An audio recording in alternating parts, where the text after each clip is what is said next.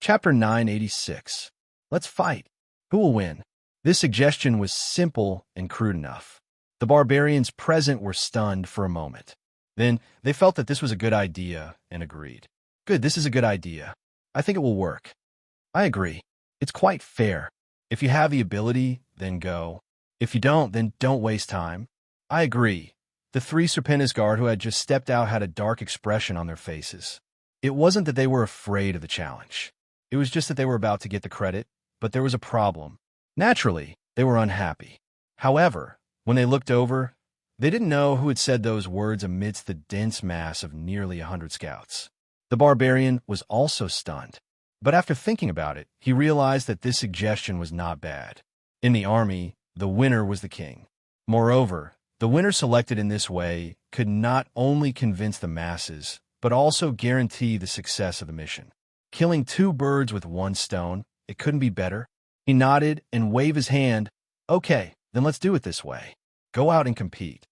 Seeing that the suggestion was accepted, most of the scouts immediately rushed out of the tent. Just now, everyone could see the attitude of this savage reporting to the officials.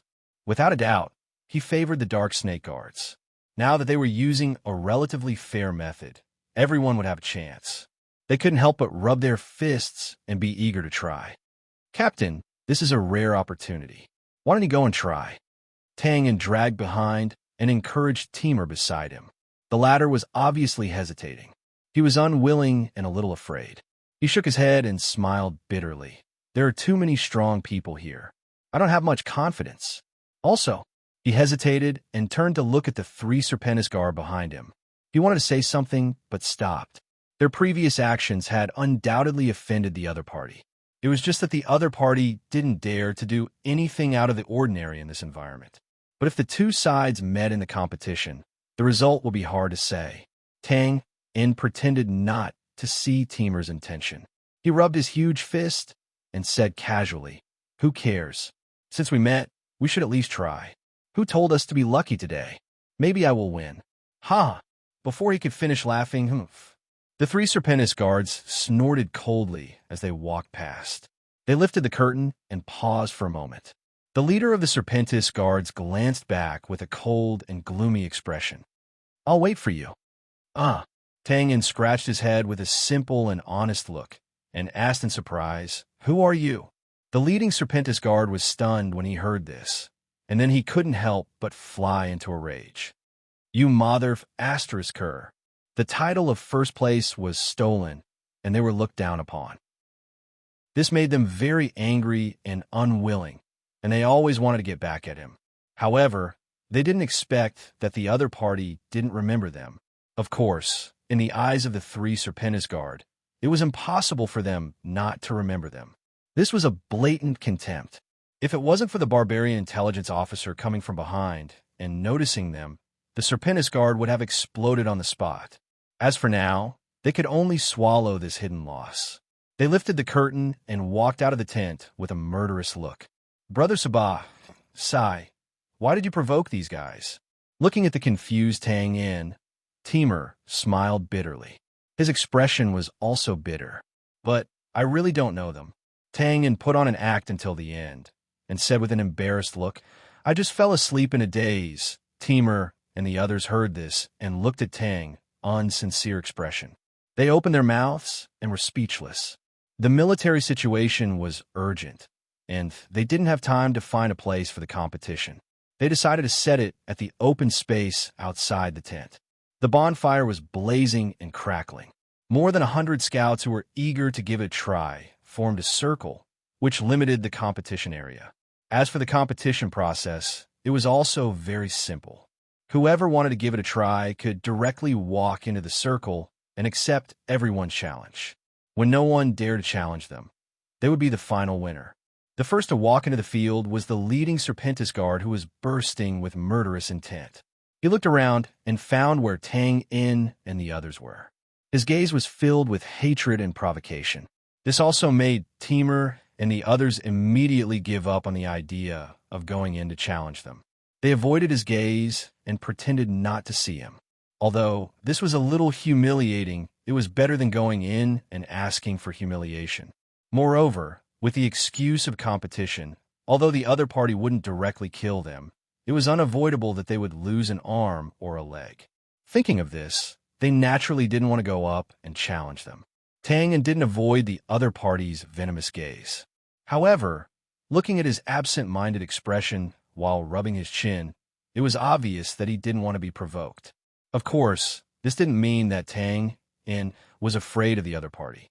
In fact, even if more than 100 scouts came together, Tang wouldn't even need to use a dagger. He could make them kneel down and sing Conquer in less than 5 minutes. He was just thinking about how he should achieve the final victory without exposing his superior strength and arousing suspicion. Well, this is a problem. It's a headache. Of course, the Serpentis guard in the field didn't know what Tang was thinking. He was now sweeping the field. Just like what Tang had said, this was a rare opportunity. A great achievement was right in front of him. Even though they knew that the Serpentis guard wasn't to be trifled with, there were still many barbarian scouts who wanted to try their luck. The result was naturally that they were defeated without exception. These Serpentis guard didn't rely on cheating to reach here after Tang and the others. Instead, they fought their way here. There was no doubt about their strength. Because they had suffered a loss at the hands of Tang, they were now even more ruthless in their attacks. After a while, except for the Serpentis guard from the same tribe, every barbarian scout who went up was defeated. Injuries to their muscles and bones were minor. The more serious ones had their burly bodies slashed by the demonic scimitar until they were dripping with blood. Pieces of flesh flew everywhere. It was a cruel and bloody scene. Such a tragic scene was beyond the original intention of this competition. However, the bystanders couldn't say anything because this was the fighting style of the barbarians. After all, they didn't kill anyone. Therefore, although the barbarian intelligence officer frowned, he didn't stop them. This ruthless scene frightened many of the barbarian scouts who were eager to try. After another lucky scout was carried away by the Serpentis guard gasped for breath and looked around with his scimitar. The surrounding area was silent. No one dared to look at his murderous eyes. The intelligence officer nodded slightly and coughed twice. Ahem, who else wants to try? If not, before the result was announced, the Serpentis guard raised his hand and gave a thumbs up to Timur. Of course, it was upside down. He grinned and stuck out his snake-like, sharp tongue. He licked the blood on the edge of his scimitar and raised his chin.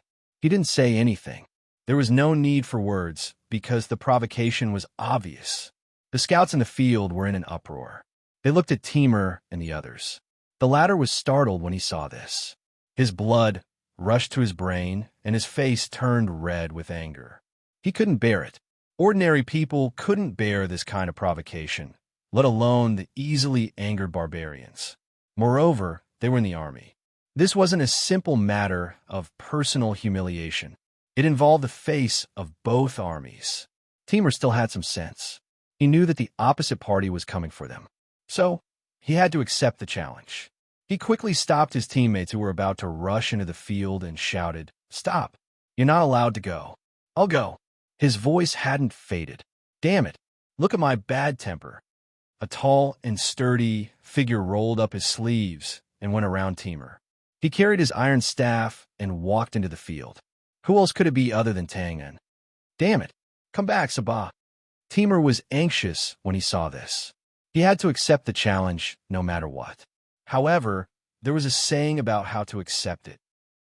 He was the most suitable person to accept the challenge since he was the strongest captain. Even if he lost miserably, he would still have the strength to fight.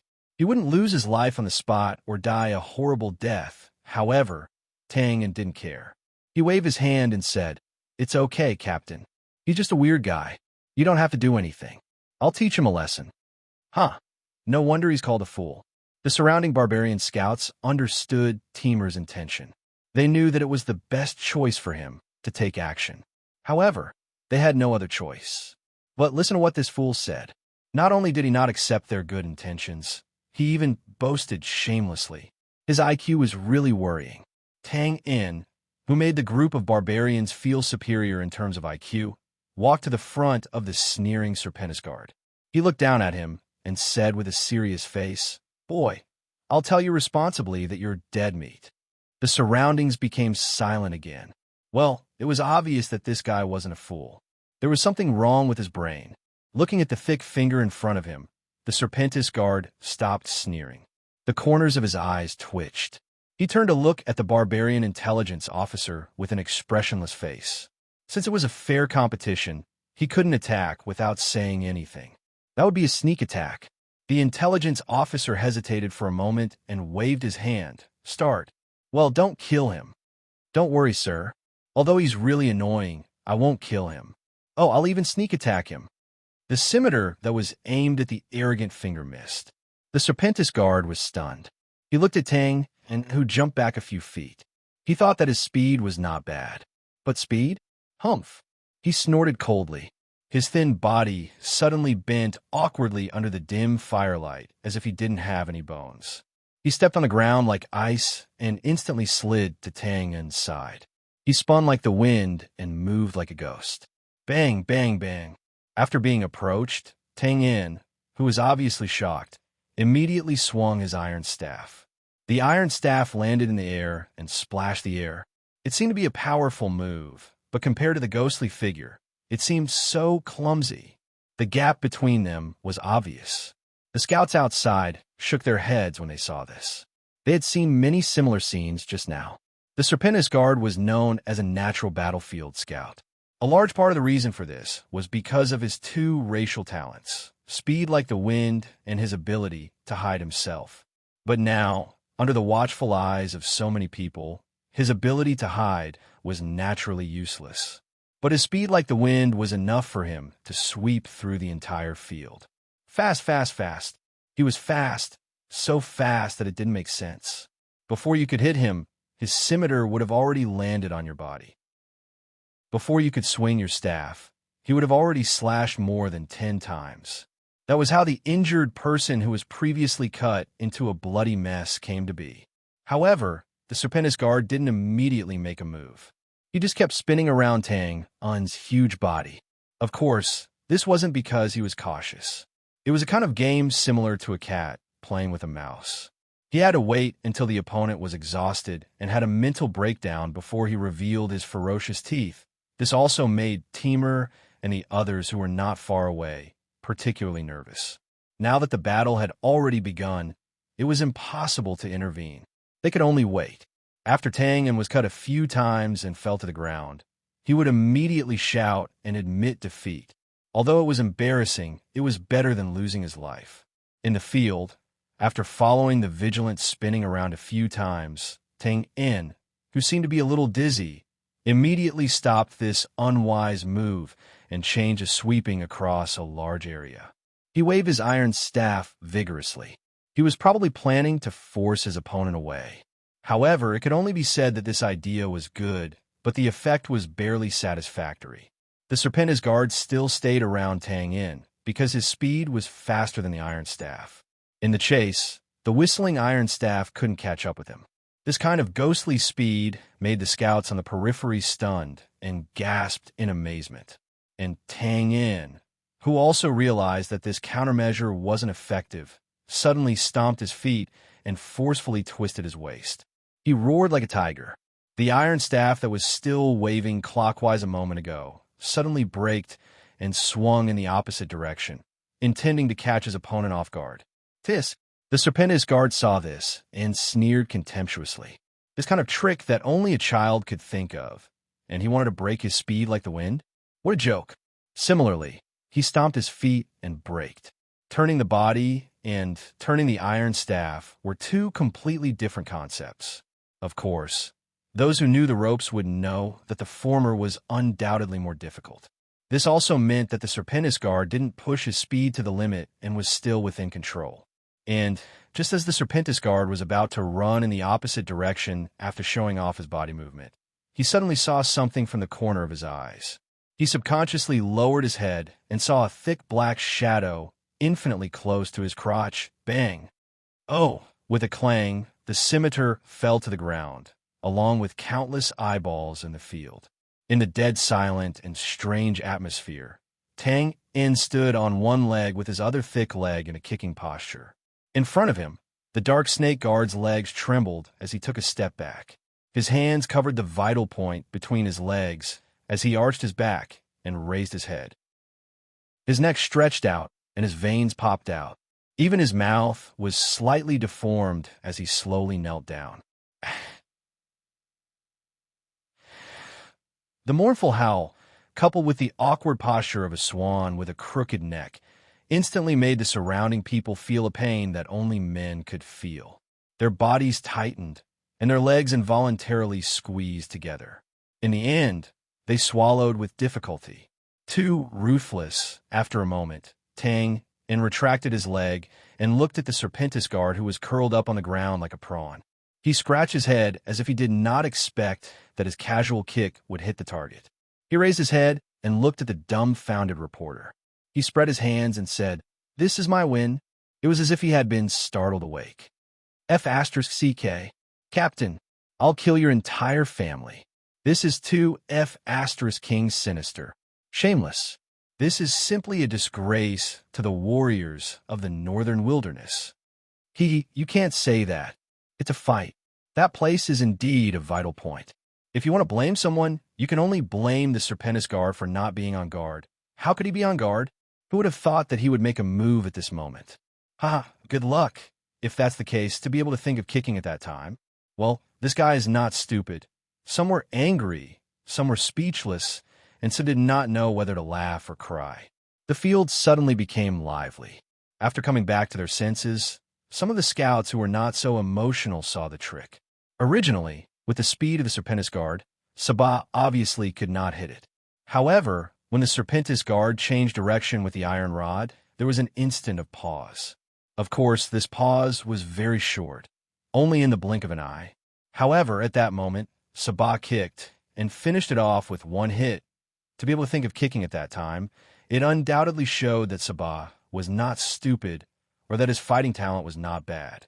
Of course, no one would think that Sabah's kick was a sure win.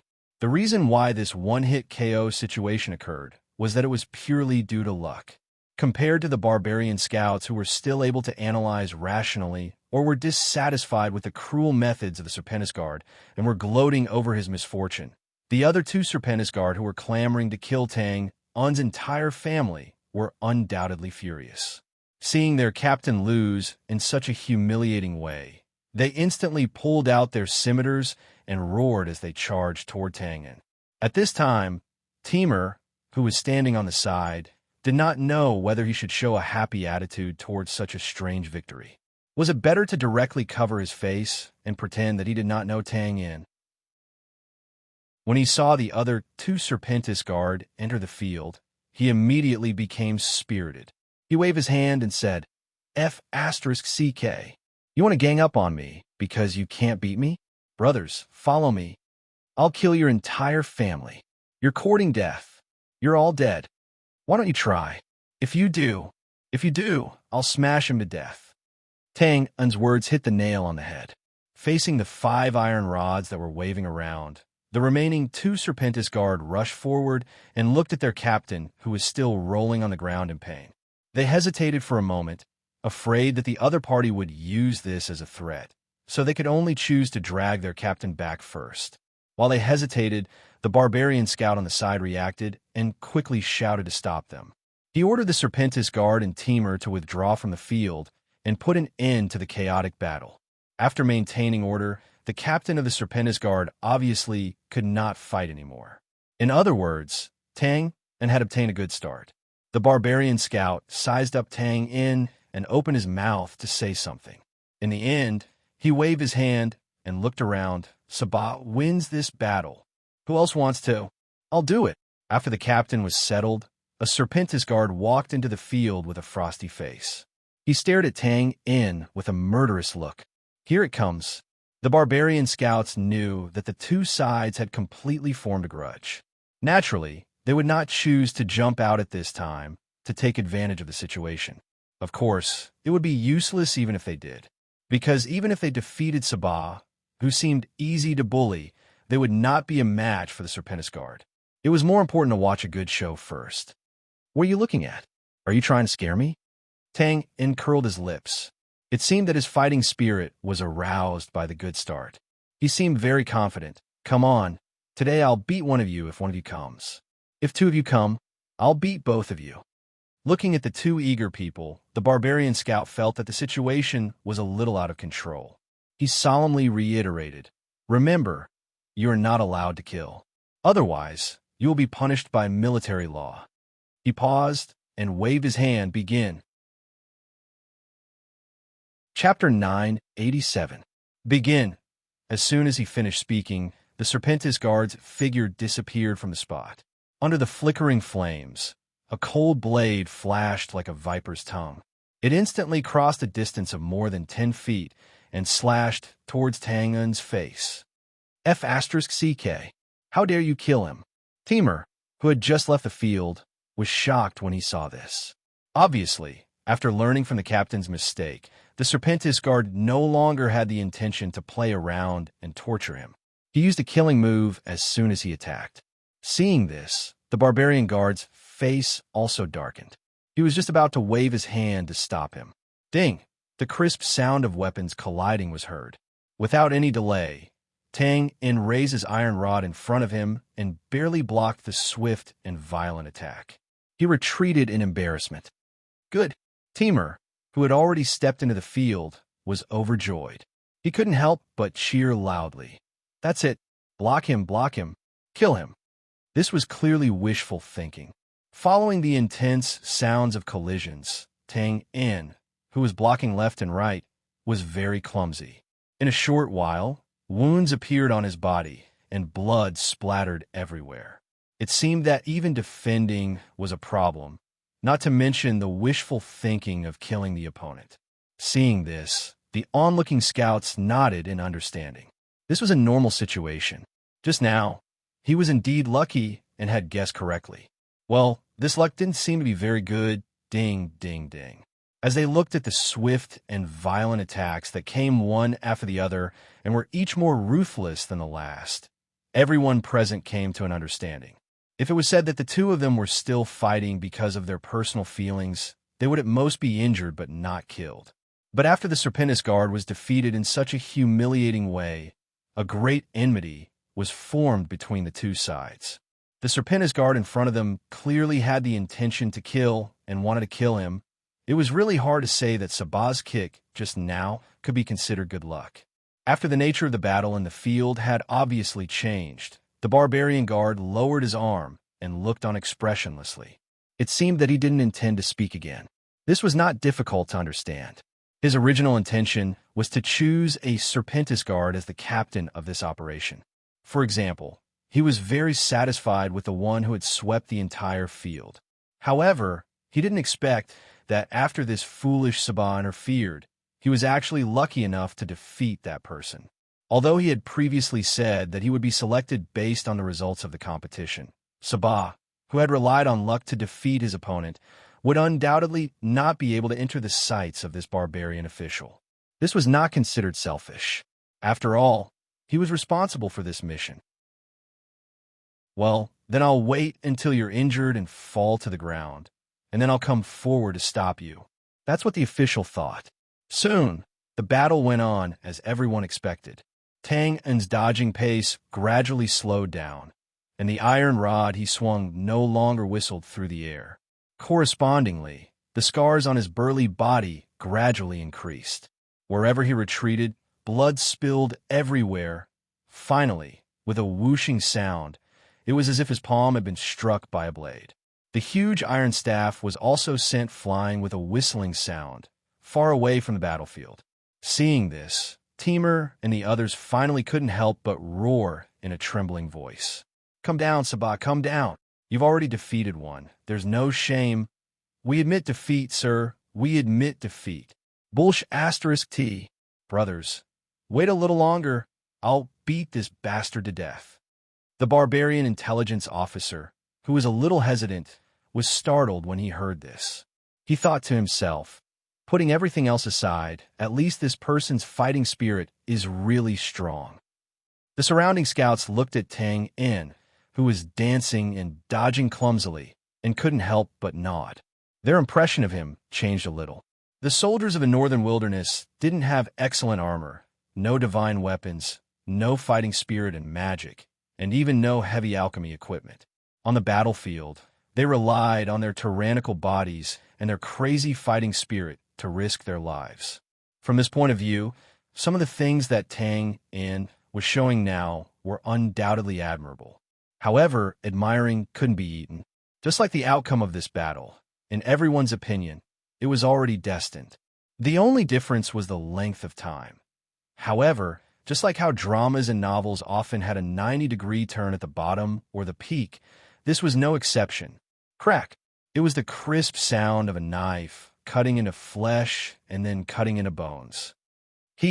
Grinning, Tang Un's bloodied hand tightly grasped the machete that cut into his shoulder. His expression was like a lion's and a tiger's as he stared at the stunned Serpentis guard in front of him. He bared his white teeth and said, "Damn, I finally caught you."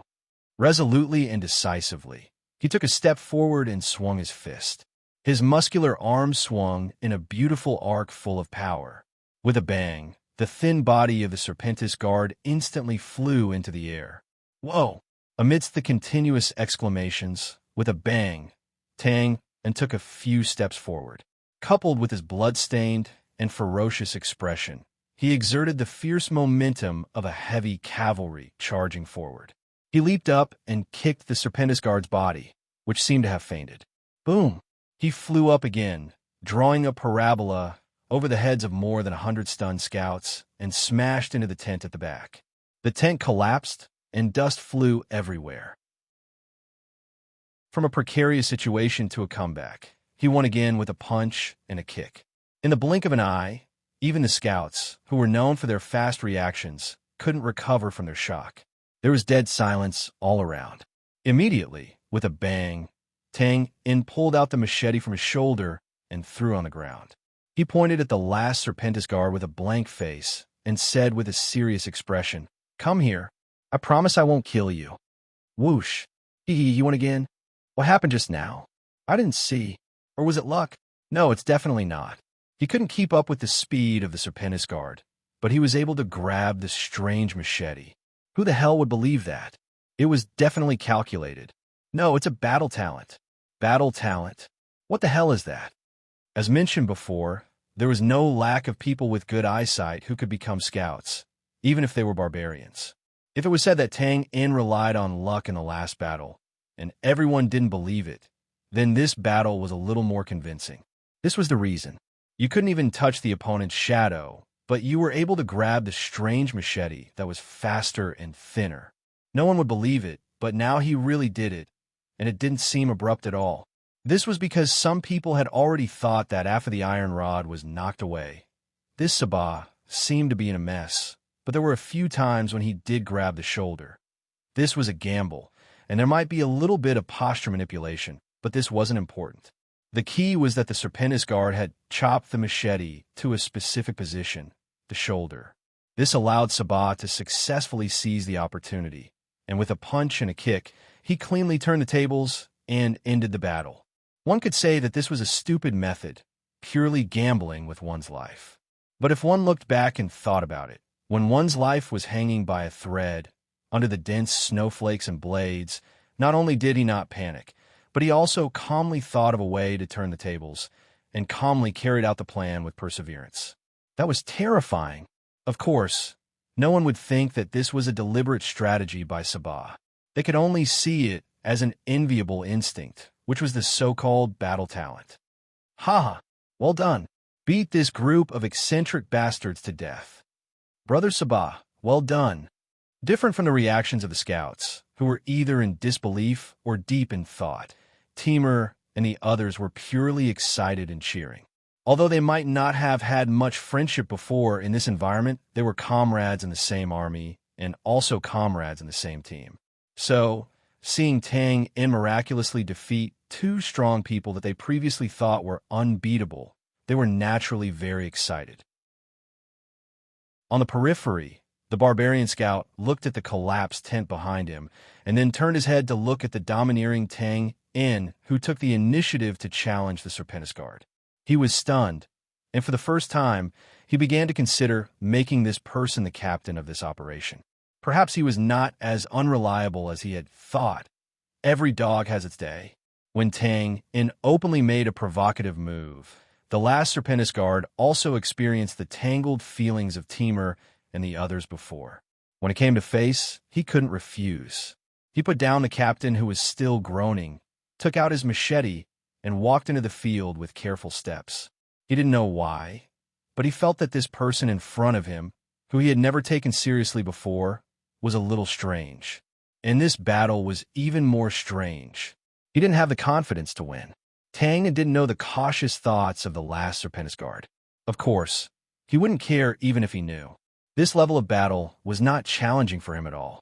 The only thing that could be considered a little difficult was to use a crude method to win without arousing suspicion. Of course, these were all small problems. What he was concerned about now was the dozen or so figures who had quietly arrived at the periphery of the crowd not long ago. Although this place was located in the corner of the barracks, more than 100 people had gathered here. In addition, the fierce battle had caused quite a lot of commotion and had attracted many people to come and watch. However, the identities of these dozen or so people were obviously different. Not to mention other things, just their high-grade armor was not something that the surrounding barbarian soldiers who were wearing animal skins and leather armor could compare with. Because of this, Tang Un's heart was moved, and he had taken the initiative to provoke them. This was an opportunity. Of course, on the surface, Tang pretended that he didn't see the other party. With his bare hands, he approached the Serpentis guard with a ferocious face.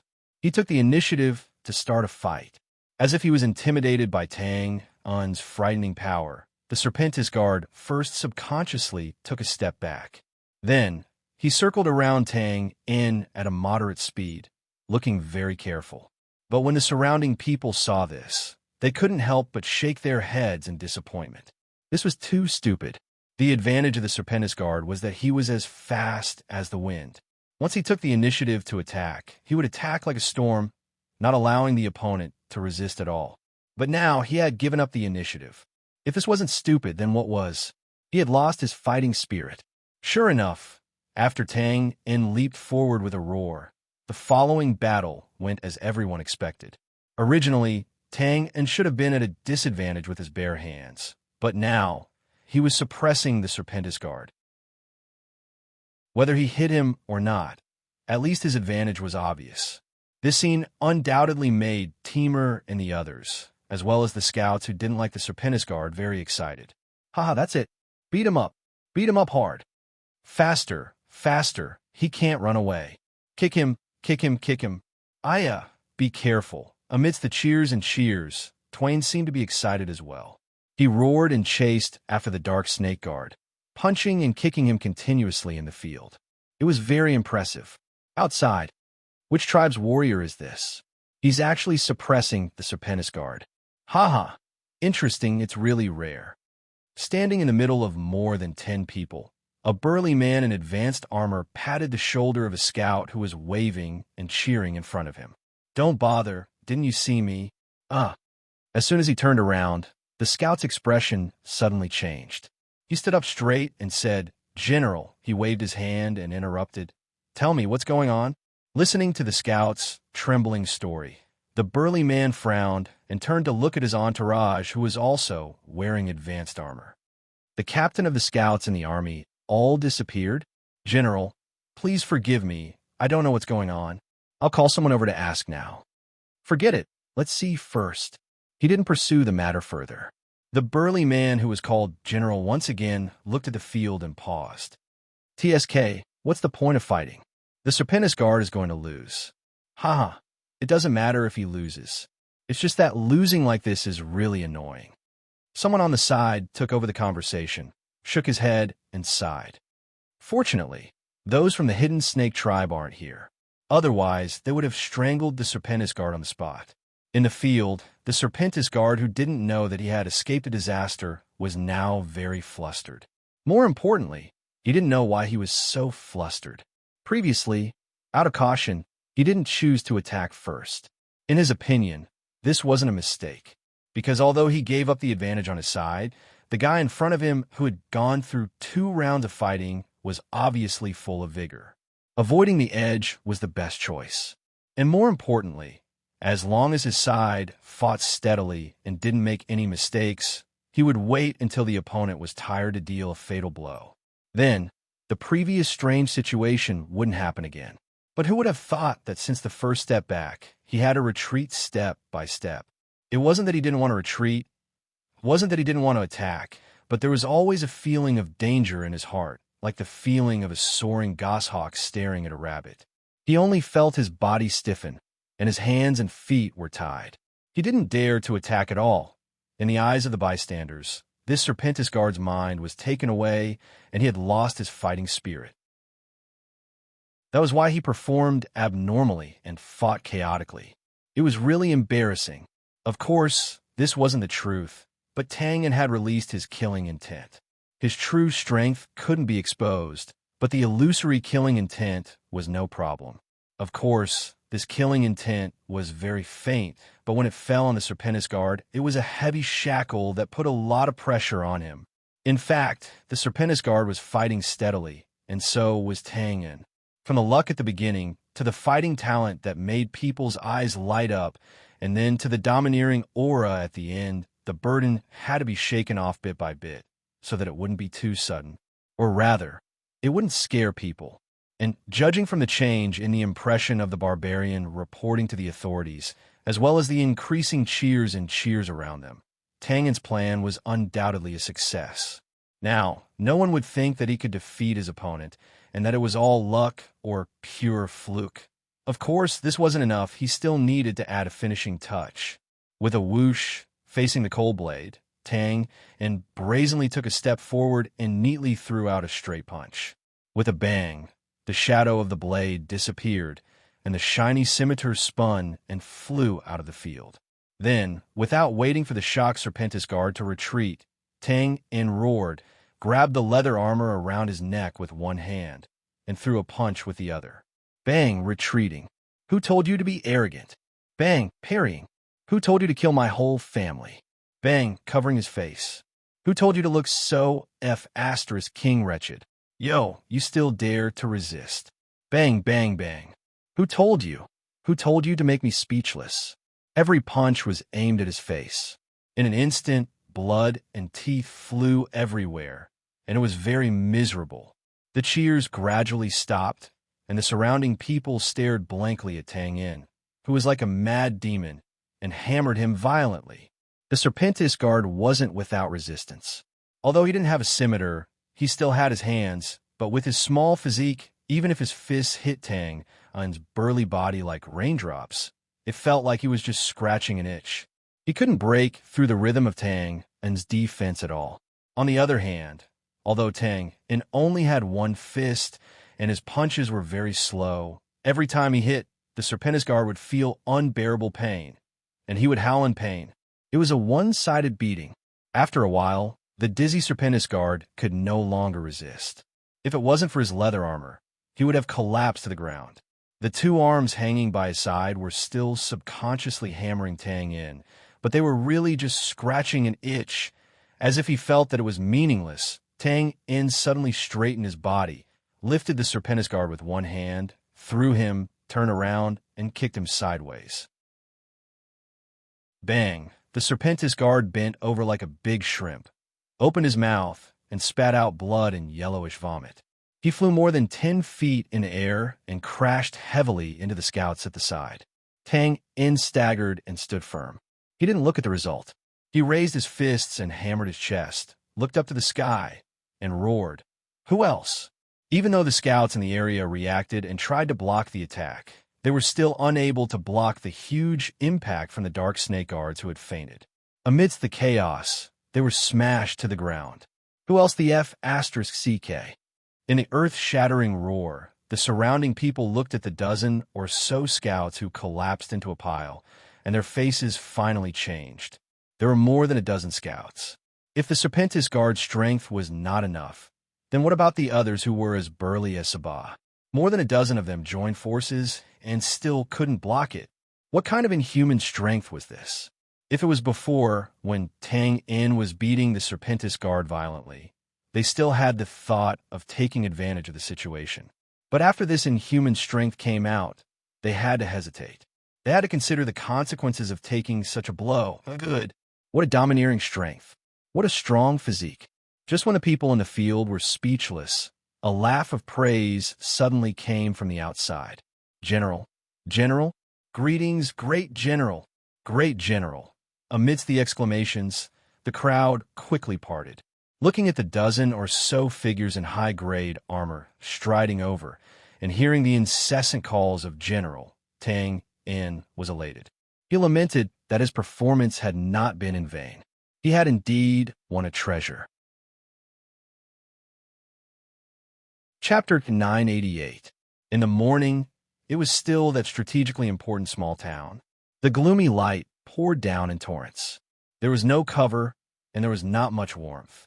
Or rather, there was, but it was driven away by the ever-present and incessant cold wind. The small town was very quiet, eerily quiet. There was no noise, and there were not many people walking on the streets. Only the half-open doors and windows, as well as the various shop signs hanging outside, fluttered in the wind and dust from time to time, making monotonous and ear-piercing sounds. It added a bit of lethargy to the small town.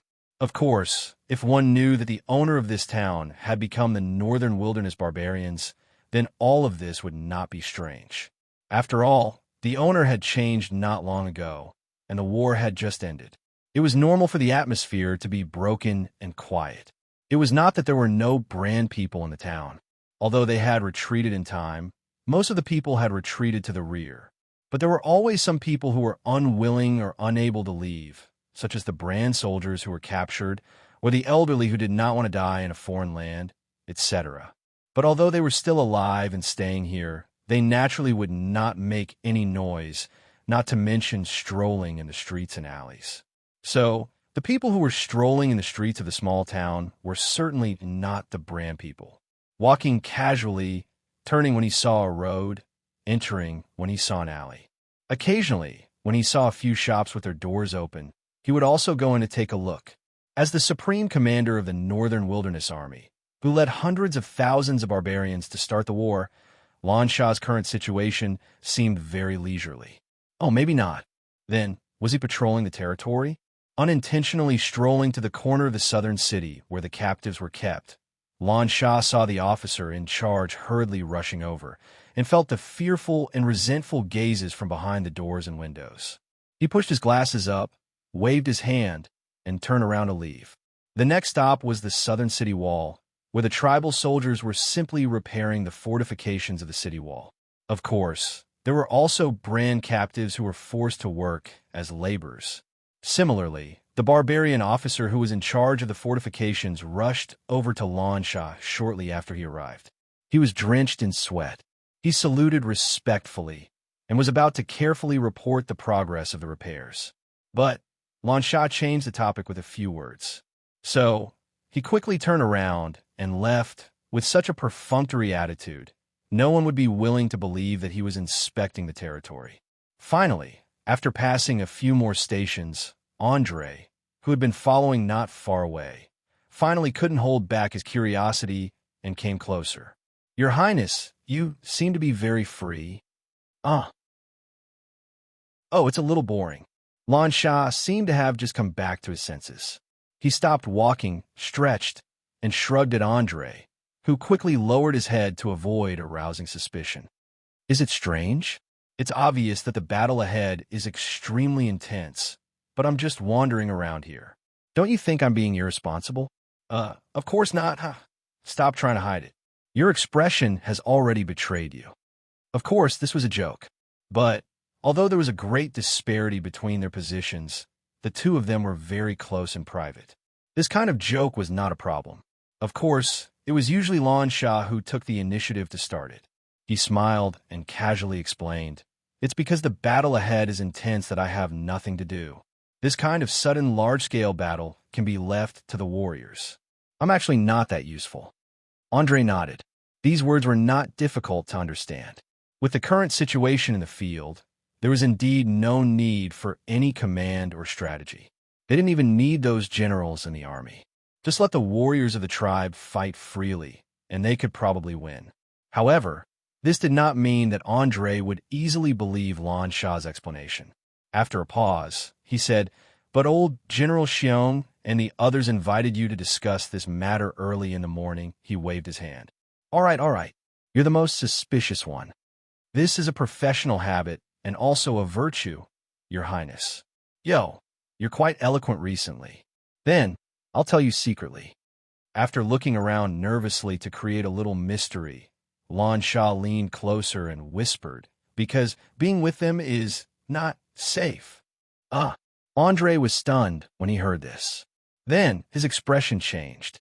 "Among old General Xiong and the others, there's a traitor?" Lan Shah was also stunned. He didn't know whether to laugh or cry as he looked at Andre, whose body he suddenly tensed up. "What are you thinking? Your professional habit is too strong. Haha, looks like when I go back this time, I need to remind Shini not to find men outside. Haha, this is too funny. I can't. Andre, who also felt that he overreacted, looked at Lan Shah, who was convulsing with laughter. He scratched his head and smiled embarrassedly.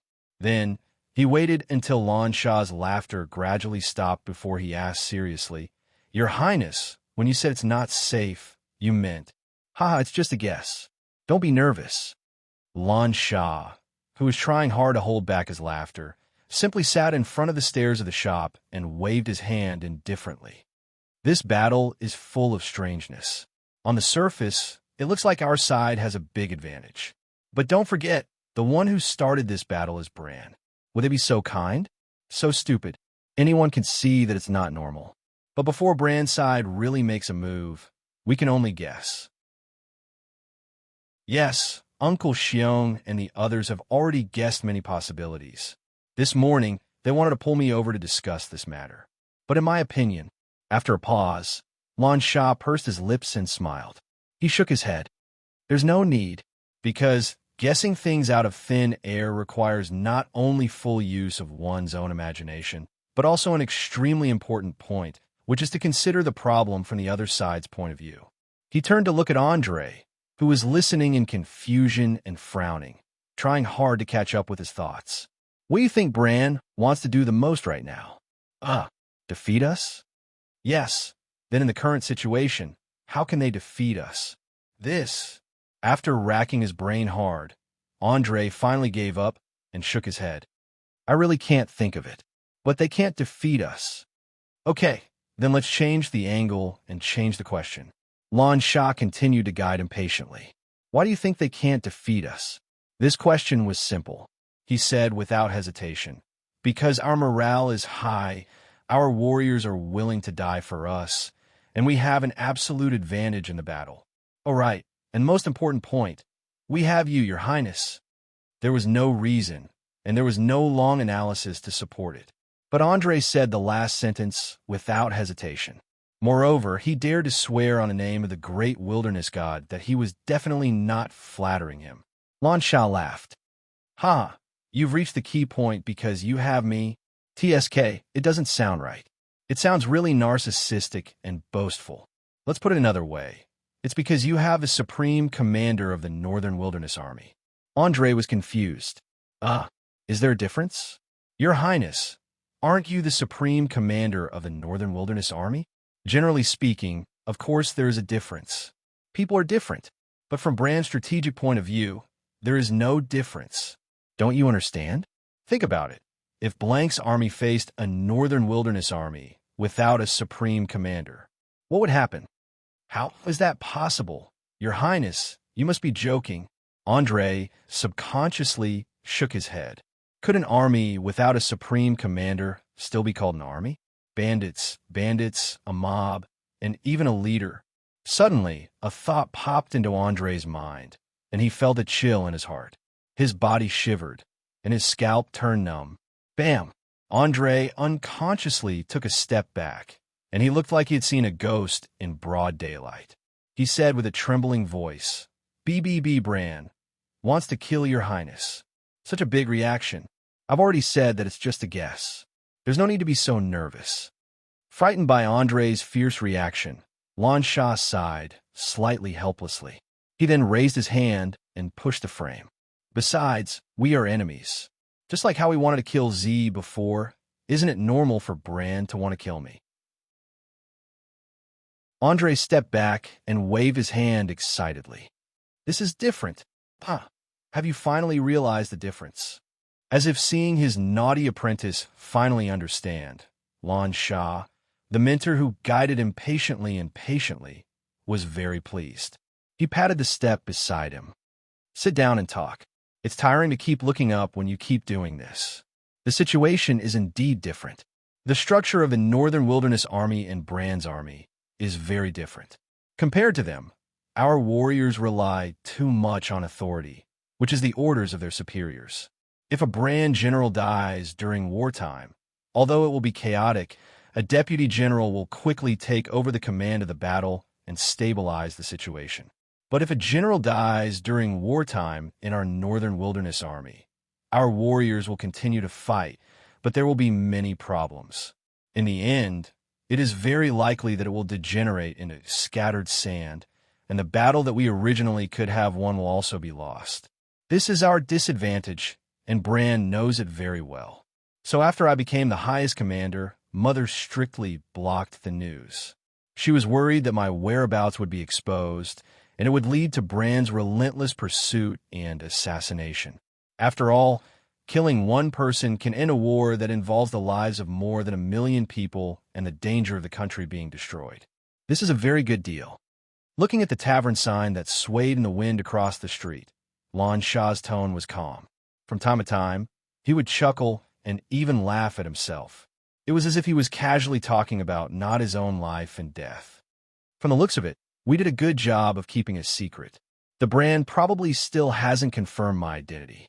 Haha, it is because of this that they have no choice but to cast the net and bait. This battle, Andre was not stupid. When he heard this, he bitterly said the answer. The excitement that was brought about by the great results of this battle was instantly swept away. That's right, it's a big deal, right? It was important to know that this would not benefit the Bran at all. On the contrary, it would increase the casualties of the army and worsen the situation. Well, I don't know who came up with this idea, but it's very bold. He sighed and continued. Once the war starts, the situation will become chaotic. The dispatch of troops, the monitoring of the war situation in various places, the judgment of military orders, and so on will all be under the responsibility of the wartime Supreme Command formed by me and Uncle Xion. And by collecting feedback from these actions, it is very likely that they will be able to calculate our current location. Lon Shah pointed at his feet, but Andre subconsciously glanced around. His eyes were as sharp as an eagle's, and he was very cautious. It was as if the Bran's assassin had already found them. Your Highness, how about we? As if he didn't feel Andre's nervousness at all, Lon Shah smiled and asked, You can't continue? Andre really couldn't continue. If Lon Shah was a normal person, or even a general, Andre would dare to advise her to run away and protect herself. But the reality was that Lon Shah was a royal highness, the Pearl of the Northern Wilderness, and if there were no accidents, she would be the next queen of the Northern Wilderness tribes. She was also the commander of hundreds of thousands of troops. Therefore, she couldn't escape or retreat. She could only stay in a command center and face the storm without moving. See, even you can't continue. How would I dare to tell Uncle Xion and the others about these speculations? So, it is better to stay away from them. If I casually walk on the street like this, even if I bump into the Bran's assassin, he won't think that I'm a big shot. But if I get together with Uncle Xion and the other generals, then I will be in danger, huh? Andre laughed heartlessly, but he wasn't in the mood to relax. Your Highness, we have to make some preparations. All right, what did Shuai do in the past? Didn't he fail to be assassinated by the Bran? Lon Shah waved his hand. Teacher and I are in a different situation. At that time, although the Bran situation at the border was still passive, they had Z. They were fearless and full of confidence, so they weren't that keen on assassinations. Also, and Shuai led the Northern Wilderness Army to invade the Bran for decades, but they still couldn't do anything to the Bran. Therefore, the Bran didn't think highly of Shuai. Of course, Lon Shah, who was Shuai's teacher, naturally wouldn't say this. After a pause, He comforted, "I'll say the same thing again. Don't be nervous. This is just my guess. And even if this guess is true, don't we still have you guys to protect us?" Lan Sha wanted to say something, but stopped. He smiled and shook his head. "Ah, don't worry. I won't be assassinated that easily." Even though he said this, Andre stood up and said firmly, "No. When we go back, I'll strengthen the security and surround the mayor's mansion so that not even a drop of water can leak through. I'll make sure your highness is safe." "Ha, isn't that the same as telling the assassins that I'm there?" I'll do it discreetly so that no one can see me from the outside. Won't that attract the assassins to come and assassinate you?" "Your highness." Seeing how Lan Sha kept arguing, Andre felt helpless. Lan Sha laughed. "Haha, don't worry. You should think about it this way.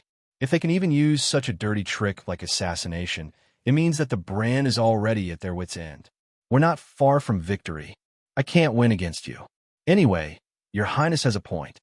Having such a master, Andre, who had always been extremely respectful, couldn't help but roll his eyes in annoyance and grumble. "Haha, that's because what I said really does make sense," replied with a smile. Then Lan Sha turned his head and looked in the direction of the south gate. There were noises coming from there, and it seemed very lively. He was startled. It can't be. Could it be that the brand assassins are already here? Even Lan Sha, who didn't know martial arts, could sense that something was wrong. Andre was naturally faster. His face instantly sank. "Your Highness, let's go back immediately." Although he was very casual about being assassinated, he didn't think that the assassins that the Bran Empire had high hopes for would be so weak that they would be discovered immediately. But when it came to safety, Lan Sha still cooperated and quickly got up from the stairs. This wasn't because he didn't mean what he said, nor was it because he was afraid. It was because he respected Andre and the guards. After all, her identity was enough to make her life involve a lot of people and a lot of serious situations. If she lived or died, everyone lived or died. However, it was obvious that he was worried for nothing this time. Before Lan Sha and the others returned to the mayor's mansion, which was also the command center, they bumped into a scout who was flying toward them. "Sir, His Highness Tiu is outside the city. The general ordered me to inform you to go and greet him." It was a very normal tone and attitude. A scout of this level couldn't know Lan Sha's true identity. "Bro, His Highness Tiu." Lan Sha and Andre looked at each other and were startled. With their identity, it was impossible for them not to know that Tiu was coming back. But now they were so surprised. It could only mean that Tiu didn't inform anyone and came here on a whim. Then, different reactions followed. Lan Sha was very happy and ordered to change the route to the south gate. Andre frowned slightly and seemed to feel that something was wrong. At this time, on the mountain road more than 100 kilometers away from the small city, it felt different to be appreciated. Tang In stroked the green fur of the giant wolf under him and looked around casually. He was in a very good mood, especially when he saw the angry eyes of the Serpentis guard who could only rely on their 2 legs to move forward. He felt that the weather was sunny and the biting cold wind had become much warmer. Tang In was still delivering information, but he was different from the previous ordinary scouts. He was now a person with status. According to the envious words of Timur and the others, he was going to be rich. The person who was called a general last night was the highest commander of the army, the Southern Guardian General, Hugula. He appreciated Tang In's bravery and fierceness, and personally promised to promote Tang In to the position of a squadron leader in the Imperial Guards after he returned from this mission, to serve by his side.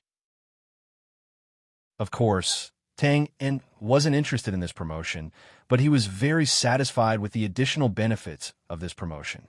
Taking this mission as an example, although it was the same as delivering information, it was different from the previous mission. Now, he had a seat, and he was sitting on a huge, ferocious wolf dressed in green armor. This was the standard mount of the elite troops in the northern wilderness, the Wilderness Wolf Cavalry. It was also the mount of some officers and generals. Logically speaking, whether it was Tang In's previous identity as an ordinary scout or his promoted status as a squadron leader of the Imperial Guards, he wasn't qualified to have such a mount. but now he was sitting on it openly. This showed that the barbarian general valued him highly. Although his status in this intelligence team wasn't the highest, no one dared to offend him.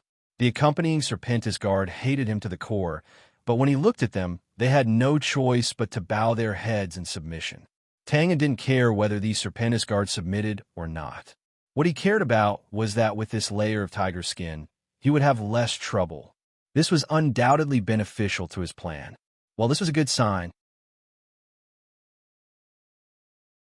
Chapter 989. The most important thing was that there were people above and below.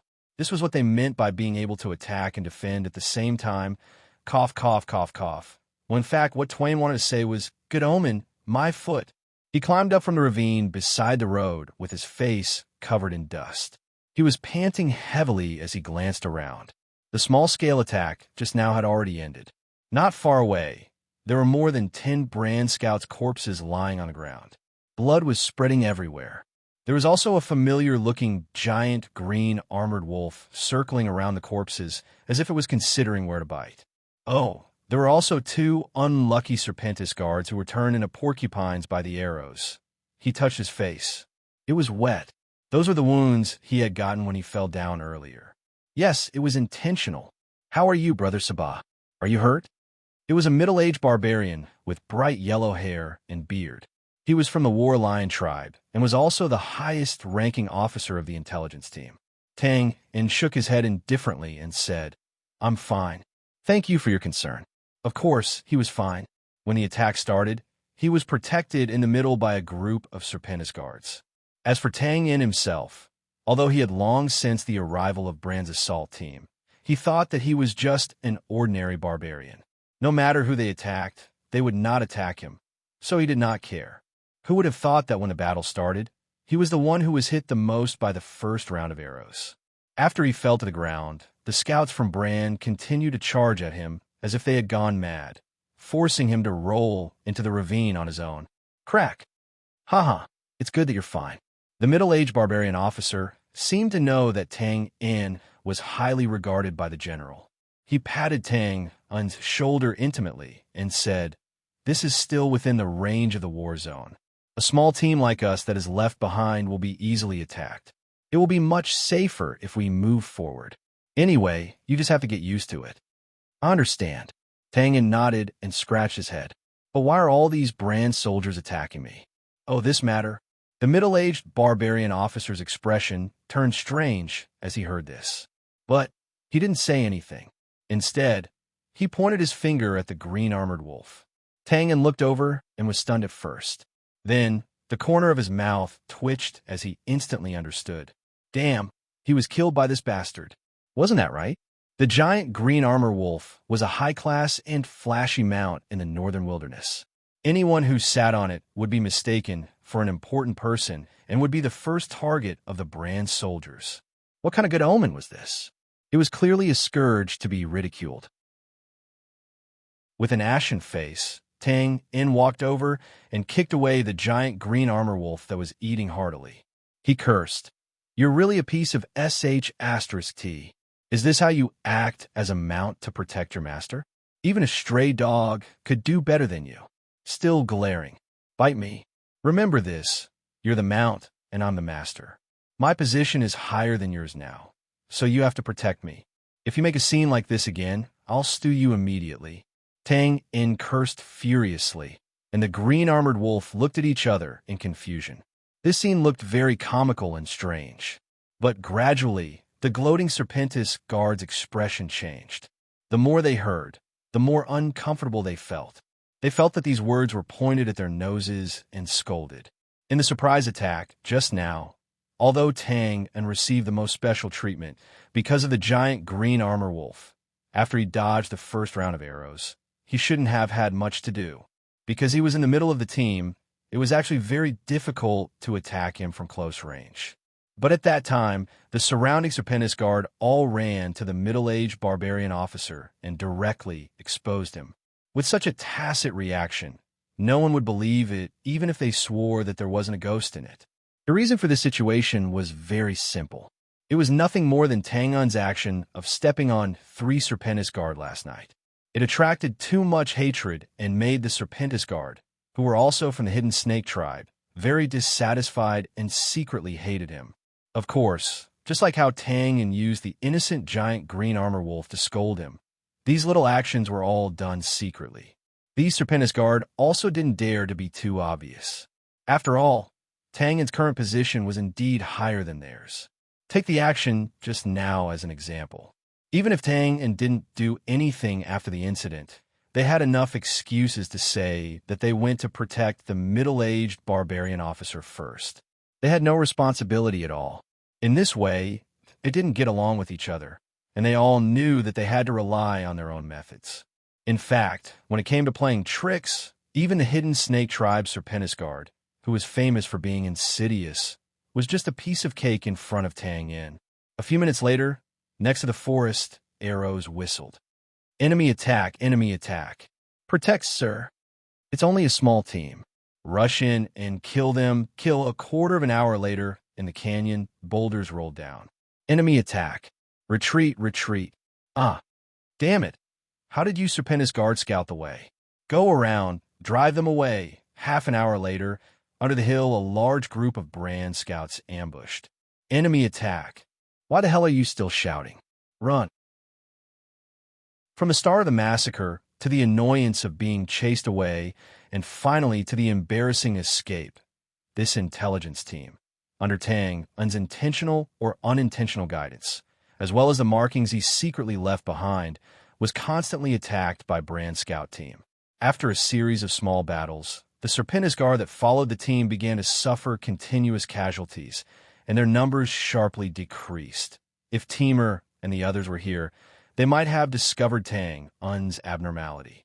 It must be known that they were very lucky when they delivered the intelligence.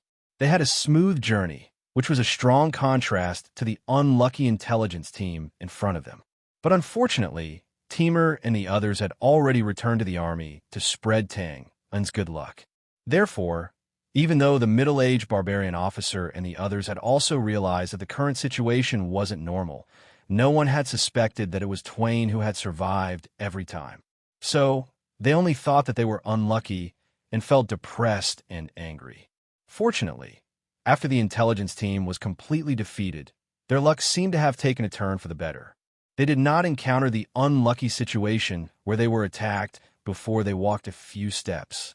Of course, this was not the work of the savage god mentioned by the middle-aged barbarian officer, but Tangin also realized that something was wrong.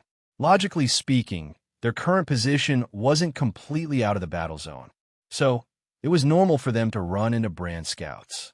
But the frequency of them running into Brand Scouts was a little too high. In fact, it seemed as if Brand Scouts were hiding behind the barbarian army. This was, of course, abnormal. In fact, if Tangin did not secretly intervene, this intelligence team might not have safely reached the destination, even if they were full. It was not difficult to understand.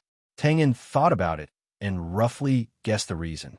Wu Ding must have been the one who instigated this nonsensical war to create a better environment for him to carry out his assassination. However, Wu Ding believed him, but the frontline army might not. Besides, putting all eggs in one basket was never the best plan. So, Blank's army should also want to lock the position of the mysterious barbarian commander and turn the tables in one fell swoop. Borrowing the momentum was a double insurance. Realizing this problem, Tangin naturally did not dare to play tricks anymore. Instead, he had to provide escort services for this intelligence team again. Otherwise, if he was alone, he would not know where the destination was. Well, after going around in a circle and going back to the starting point, he had even thrown himself into it. This made Tangin feel a sense of helplessness, as if he had gone overboard, in a manner of a former brand noble in the eastern district of the small town. To you didn't listen to what I said before. You were too rude just now. His Highness Lan Sha came to welcome you. You shouldn't have shown such an attitude in front of a group of old generals. They are all powerful figures in their respective tribes. If they have a bad impression of you because of this, it will be very unfavorable for your future. Enough. When he stepped into the hall of the manor, Ti Wu, who was covered in dust, suddenly stopped and shouted. He smashed his fist on the thick wooden door, causing a loud bang. His expression was ferocious. After a pause, the slightly long-winded words suddenly disappeared.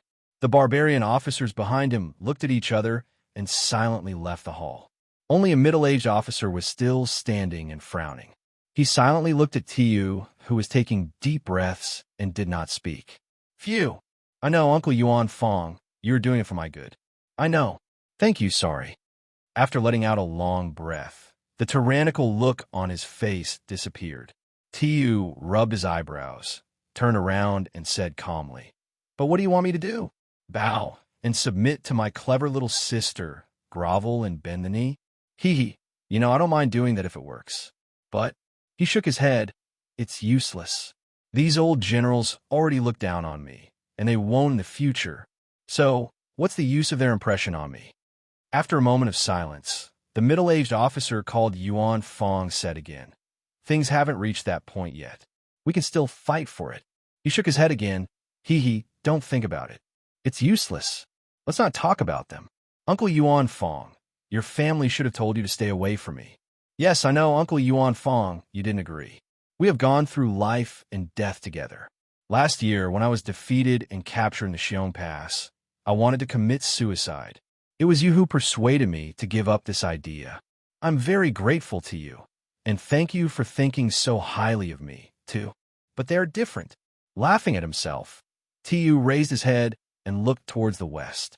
He licked his lips and said, "In their eyes, I am a bastard." Yuan Fong frowned. He waved his hand and interrupted, "Let me finish. Uncle, I know you want to say that this is only a rumor that hasn't been proven. Mother also didn't. Forget it. I don't care about this right now. I really don't care. I just want to laugh. Look, how funny. Just this rumor is enough to make me lose the throne that I've been sitting on for decades. It even made me the target of everyone." Ha! Seeing that Tiu was about to go crazy again, Yuan Fong opened his mouth and interrupted, "Then why did we rush back this time?" It's very simple. Just like Uncle Yuan Fong always said, we came back to curry favor with this smart sister of mine so that she won't try to kill me after she gets the throne. Or we can hand it over to the brand. Oh, that's right. If I hand it over to the brand, I might even have a good future. After all, I am the son of their army god, and the only son. They probably won't treat me badly.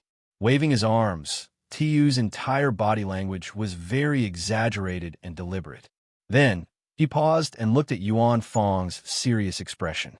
Realizing something, he couldn't help but laugh. "Ha! Uncle Yuan Fong, you are a bit nervous. What are you worried about? Me starting a rebellion? Please, we didn't even bring the army back this time. Why are we still staying there to fight with that damn gray coat army? Aren't we just afraid that it will make my smart sister and this group of old generals think too much?" Sorry, too. I didn't mean it like that. I know. Uncle, you have always been looking out for me.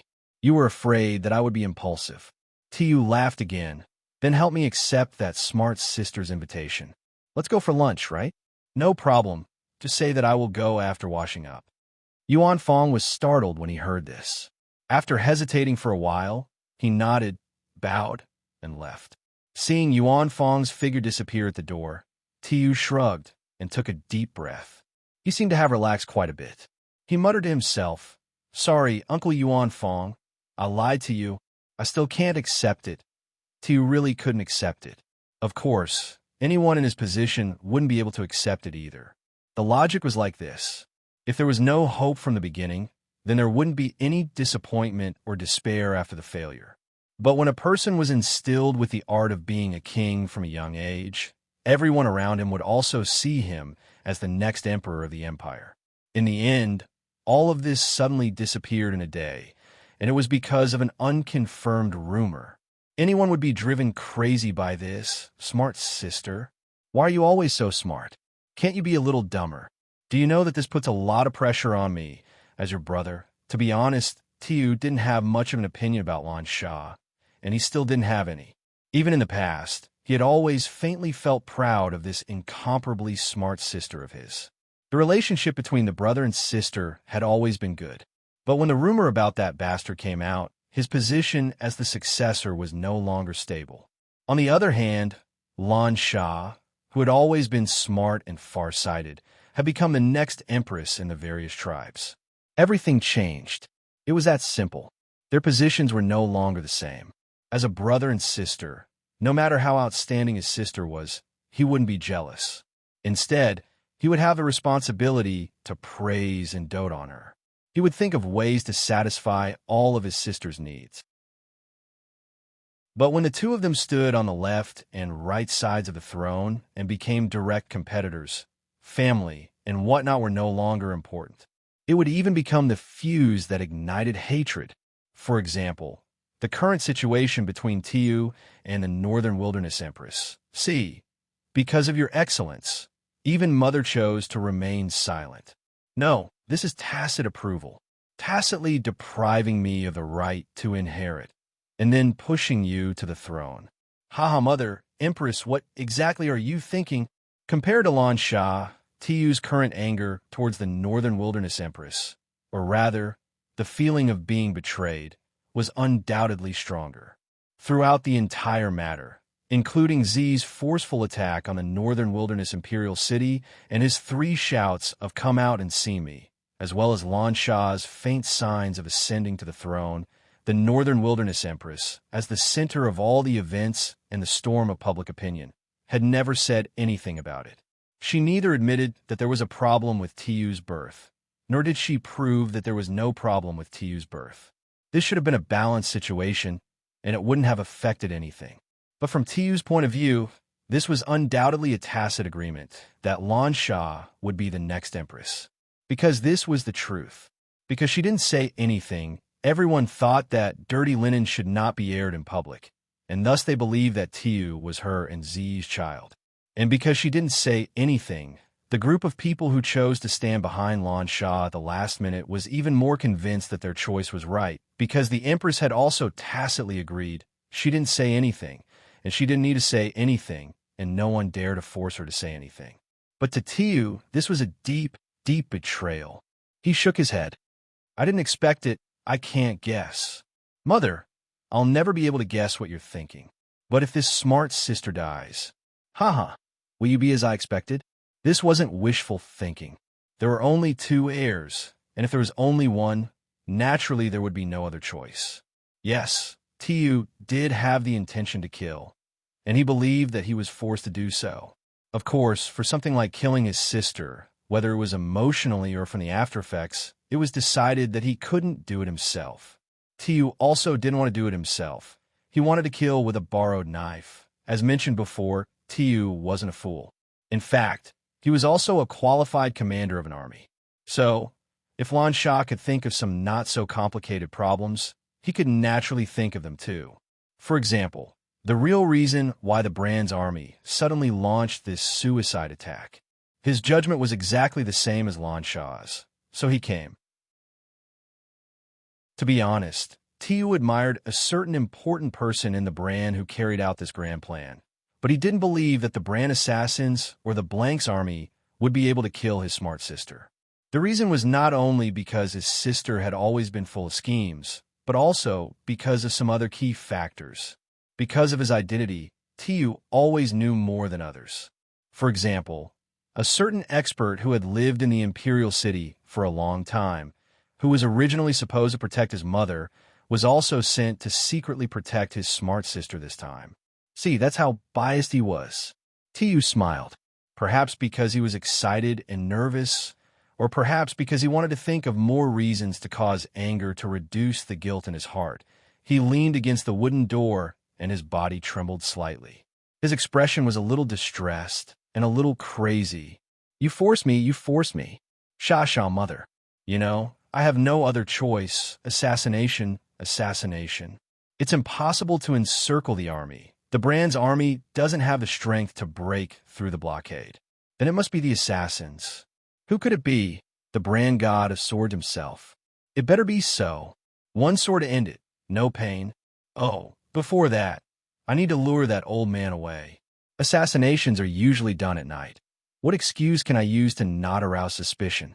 Most importantly, I won't be attacked after it's done. I'm also a prince, and I'll be the only prince at that time. I only need an excuse. And even if he suspects me, he won't kill me. He definitely won't kill me.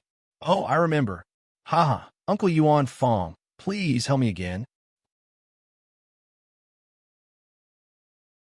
Chapter 990. The next day, the sun was setting in the west. Dusk was approaching. On the official road a few miles outside the small city, a group of more than 10 exhausted people dressed like vagrants looked at the ancient city wall in the distance that was covered in the afterglow of the setting sun and dyed with the heroic colors of the upper layer. They could not help but let out a long howl and raise their arms to cheer. Oh, the great God of the wilderness, we've finally arrived alive. Lucky, lucky. We're really lucky this time. Foo asterisk K. Those brand bastards are crazy. They didn't go to the battlefield. Instead, they came here to stop us. They're Foo asterisk King crazy. Some of them held their chests and thanked the gods. Some of them cursed loudly to relieve their tense nerves. More than 10 people were scattered on the road. They were jumping and hugging each other. They were cheering and celebrating like crazy people. Of course, they were in an extremely difficult situation. Their team had more than 100 elite scouts when they had set out, but it had been reduced to only a dozen tramps. They had finally arrived at their destination, so they had a reason to be excited. Oh, that wasn't necessarily the case. One of the barbarians, who was riding a dispirited wolf, didn't seem happy. Instead, he seemed to be at a loss. Then, he pulled the wolf's head to the side. He approached another middle-aged barbarian who was also riding a wolf. Then he asked in a simple and honest manner, "Sir, everyone is, we've arrived?" "Haha, yes, we've arrived." The middle-aged barbarian looked towards the sky and laughed. He seemed to be ecstatic. Then he patted Sabah's shoulder and explained in a gentle tone, "I'm sorry, Brother Sabah. I couldn't talk to you because of the mission. But it's all good now." He pointed towards the distant city wall. He sighed with relief. "This is the destination of our trip. We've successfully completed the mission." The barbarian's voice hadn't faded away when he suddenly burst into laughter. His expression changed. He was extremely excited. "Haha, Foo asterisk K. I've finally come back alive. Foo asterisk K, Foo asterisk K. Ha!" His crazy laughter was mixed with a string of vulgarities. The middle-aged barbarian was frightened by his crazy appearance. The green-armored wolf under him retreated a little. Then he shook his head. It wasn't clear whether he was disdainful or envious. He muttered to himself, "What a lucky guy. If the mission was a success, then the surviving 10 or so people would naturally be rewarded greatly." However, the middle-aged barbarian believed that the person who had benefited the most from this battle would be the person who was riding the green-armored wolf. Thinking about how highly the general thought of him when he came, he knew that not only would he receive this merit, his future would also take a qualitative leap. Tang In understood the principle of failing at the last minute more than cutting the Gordian knot. There were some things that shouldn't be told to outsiders. However, the fact was that assassination was a delicate and skillful skill. It involved all aspects, and even the psychological state could have a huge impact on the result. In short, he couldn't panic or be anxious. The best state was to let nature take its course. Moreover, the preparatory work of the assassination was much more complicated and tiring than the real action later. It was not an exaggeration to say that an inconspicuous mistake, no matter how strong one was, would be useless. This was also the reason why Wu Ding had to let Tang In do it. There was no other reason. He was a professional. The next morning, Tang In, whose body and spirit had been adjusted to the best state, opened the door and walked out. He took a deep breath, and the cold wind entered his brain. His spirit was suddenly refreshed. He glanced around. He didn't observe clearly last night. He only knew that the location of his residence was probably in the North City district. Now, Tang In realized that he was stepping on the land of a rich businessman's manor. Of course, the original owner of this exquisite manor had already left. He should have left in a hurry at that time.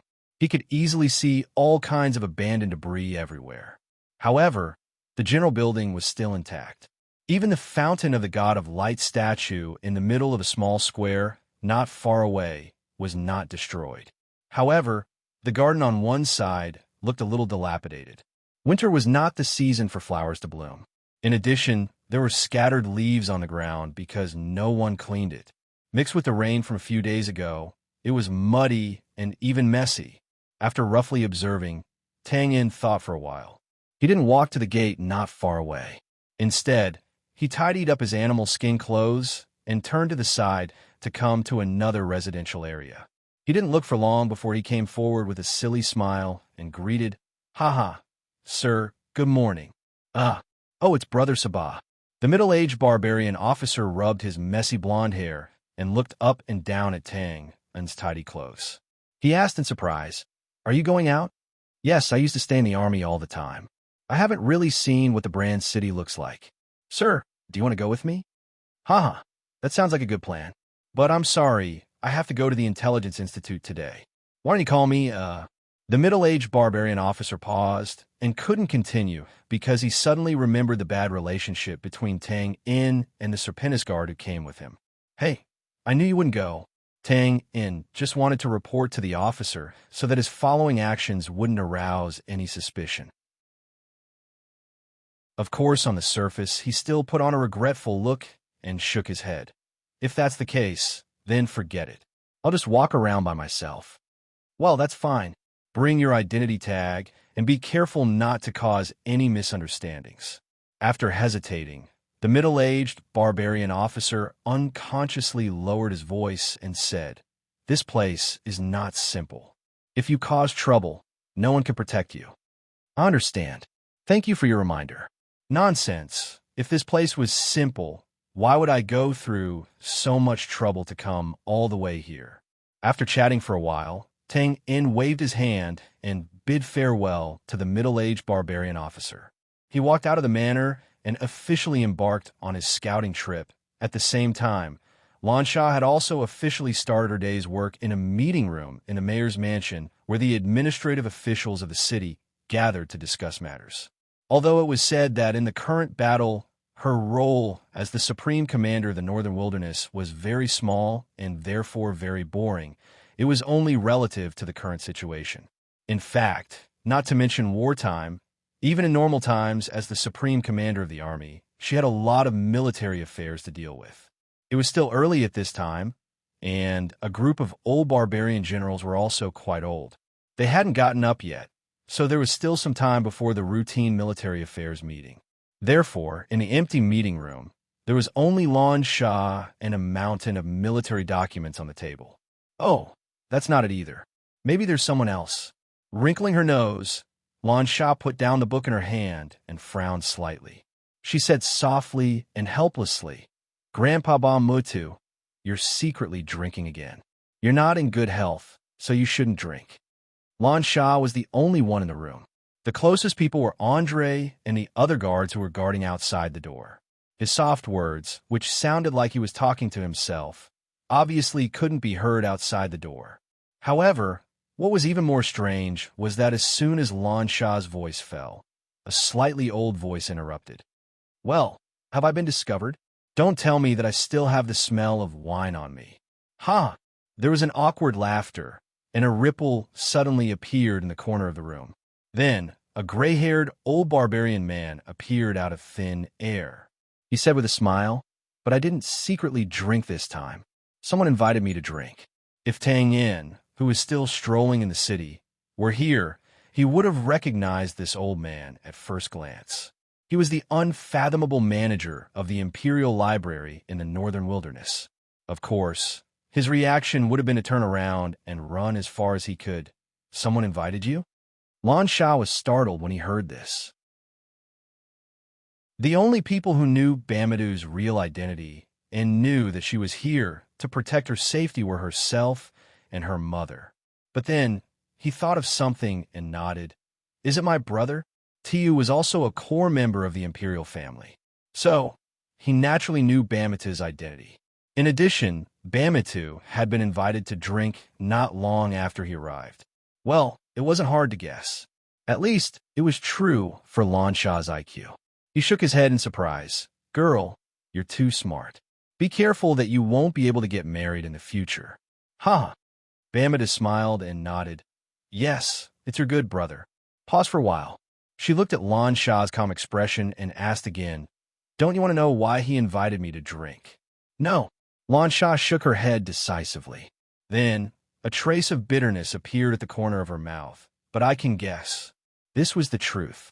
Even though there weren't many people who knew Bamidu's real identity, everyone who knew what kind of terrifying influence this seemingly senile old man had in the northern wilderness tribes. It wasn't an exaggeration to say that his attitude had a significant impact on the selection of the imperial family's successor. Thus, Tiyu's purpose in looking for him was self-evident. Haha, I knew I couldn't hide it from you. Yes, he was testing me. Even though he didn't say it directly, his meaning was more or less the same. Bamita walked to the table and sat down. He took the teacup that Lan Shah handed over and took a sip. He sighed softly. Girl, running away won't solve any problems. Some things can't be stopped, and in the end, it's very likely that things will become worse. He didn't say it directly, but Lan Shah obviously understood what he meant. She could casually find an excuse to avoid Andre, old General Xiong, and the others, but she couldn't avoid this pair of seemingly muddy old eyes in front of her. After a moment of silence, she whispered to herself, but that's my brother, and I did steal his position. Wrong. Our northern wilderness tribes have always advocated the law of the jungle. It's an indisputable fact that you're more outstanding than him. So how can you say you stole his position? Bamita shook his head. In reality, if you make a decision, you'll actually be saving him, with his identity. Even if you're willing to let him become the next emperor of the northern wilderness, how many tribes will submit to him? With your intelligence, it wouldn't be hard for you to figure out that this would be another internal battle that would kill each other. When that time comes, you'll still need to appear, and he'll become a sinner in the history of the tribe. Lan Shah fell silent again. With her intelligence, how could she not know this kind of logic? However, no matter how outstanding her intelligence, no matter how rational her thinking was, in front of family ties where blood was thicker than water, it would be reduced to paste. This was also the logic of the modern world, saying that even an upright official would find it difficult to resolve family disputes. To be honest, she didn't want to make a choice, even if it was an easy choice. She still had hope, so she was waiting for Tiyu to make this choice. If he could see the situation clearly and take the initiative to stop, then it would undoubtedly be the best situation right now. However, would her brother give up? The answer was obvious, but Lan Shah didn't want to think about it. She pursed her lips and changed the topic, saying, Mother always said that you've always been neutral. I've always been on the side of the tribe and the royal family. Putting down the teacup, Bamitu's expression was calm, and in fact, I'm already neutral enough. Otherwise, the moment I knew that he could affect the stability of the tribe and the royal family, he would have already died. Grandpa Bamitu. Hearing this, Bamitu frowned again, obviously unhappy. I'm just saying, I haven't put it into action, have I?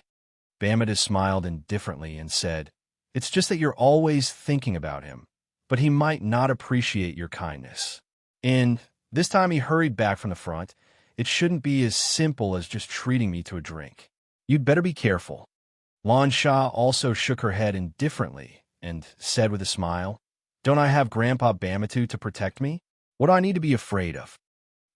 Sweet-tongued girl, I'm not invincible. Moreover, this is something that will happen sooner or later. You have to prepare early. Pause for a while. Bamita hesitated and said, After knowing that Tu might be harboring evil intentions, why do you think the always wise Empress still let him appear in the army with you? After saying this, Lan Shah's delicate body suddenly shook. Doubt, disbelief, sadness. In a short moment, her expression kept changing. Compared to her hesitant self, Lan Shah was very clear that her mother, the Empress, had always been an absolutely rational person.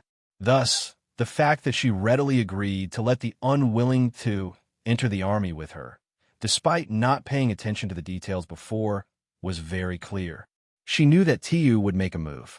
She wanted to let her see Tiu's move. She wanted to let Tiu force her to make a choice. Knock, knock, knock. After 3 polite knocks, the wooden door of the conference hall was pushed open from the outside, revealing Andre's figure. Your Highness, Elder Xiong and the others have already arrived. They're waiting outside. When will the morning meeting begin? Stunned, Lan Sha subconsciously looked at the table.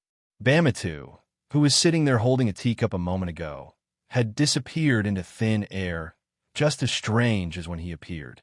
Coming back to her senses, Lan Sha barely suppressed the waves in her heart. Calming herself down, she waved and said, "Let's begin now. Invite Uncle Xiong and the others in." Yes. In the city, on the 3rd floor of a high-class restaurant that was luxurious on the outside but smashed to pieces on the inside. City Lord's mansion? Haha, I knew it would be here. How uncreative. Pressing her hand against the window, Tang In narrowed her eyes and looked at the tightly guarded City Lord's mansion in the distance. She couldn't help but pout. What's the point? Always playing this kind of rich person's trick of not staying here if it doesn't match their status. No wonder Tang In complained. It seemed that every force that occupied a city would subconsciously use the original symbol of the city's power, the City Lord's mansion, as their temporary headquarters. This was definitely not for safety reasons. If that was the case, the aristocratic castle in the East District would be the best choice. It was also definitely not for strategic considerations. If that was the case, the city gate would be the most important military stronghold. After thinking about it, only the reason of matching their status could explain this unwritten rule. Of course, it was just a complaint. In fact, Tang In appreciated this rule because it could reduce the difficulty of assassination. He didn't observe for long, nor did he directly take action. After memorizing the general appearance of the City Lord's mansion, Tang In slowly went downstairs, bypassed the City Lord's mansion, and walked toward the East District. The tight security didn't necessarily mean that the mysterious barbarian commander was here. It could also be a trap, so he still needed to do a lot of scouting. Fortunately, Tang In didn't lack time, and he didn't lack patience. Chapter 991. Generally speaking, the barbarian army's security was much weaker than Brand's when they stood still. The reason wasn't related to the strength of the army, but their attitude. In comparison, the Blank's army's marching formation was more strict and standard, and there were fewer loopholes. The barbarians were undisciplined by nature and didn't care about trifles. Therefore, the structure of their army was much looser. Of course, the latter situation didn't appear in this small town. The security of this town was very strict, and even stricter than that of the Blank's army. It wasn't an exaggeration to say that if Tang In hadn't disguised himself, it would have taken a lot of effort to sneak into this small town and move freely. Because of this, Tang In couldn't help but feel more confident. He was even more certain that his assassination target was here. The scouting operation during the day went smoothly. Tang In didn't encounter any trouble and strolled around the entire town. Compared to the impenetrable outer town, the security inside the town was much more lax. Perhaps they didn't expect that someone could disguise himself as their companions so well, and even do the scouting right under their noses. Therefore, even though Tang In met many patrolling barbarians throughout the day, they only looked at him and nodded in a friendly manner as a form of greeting. The strict ones only asked Tang In to show his identification card, and casually asked a few questions. If they didn't find anything, they just waved their hands and let him go. Of course, this wasn't the case everywhere. For example, it was impossible for Tang In to swagger into places like the governor's mansion and the eastern city's manor. Tang In didn't want to go in either. After strolling around the periphery, he was dissuaded. Then, he apologized and left. He silently remembered this sensitive area in his heart. Then, after some time, he changed direction and walked around again. He also wanted to see which part of the wall was suitable to climb over. Tang In spent the whole day strolling around the town. This obviously abnormal behavior was noticed by many barbarian guards. However, they didn't suspect anything. Instead, they sneered with a sense of superiority The reason was very simple. Nobody knew when, but Tang and had a huge cloth bag on his back. It was bulging and seemed to be filled with a lot of things. He looked like a first-class vagabond. Haha, where did this hothead come from? Of course, the appearance of a tramp was not enough to eliminate suspicion, but the bulging cloth bag gave another layer of meaning. The Brand town was rich, and this was common knowledge in the hearts of every barbarian who went deep into the northern wilderness.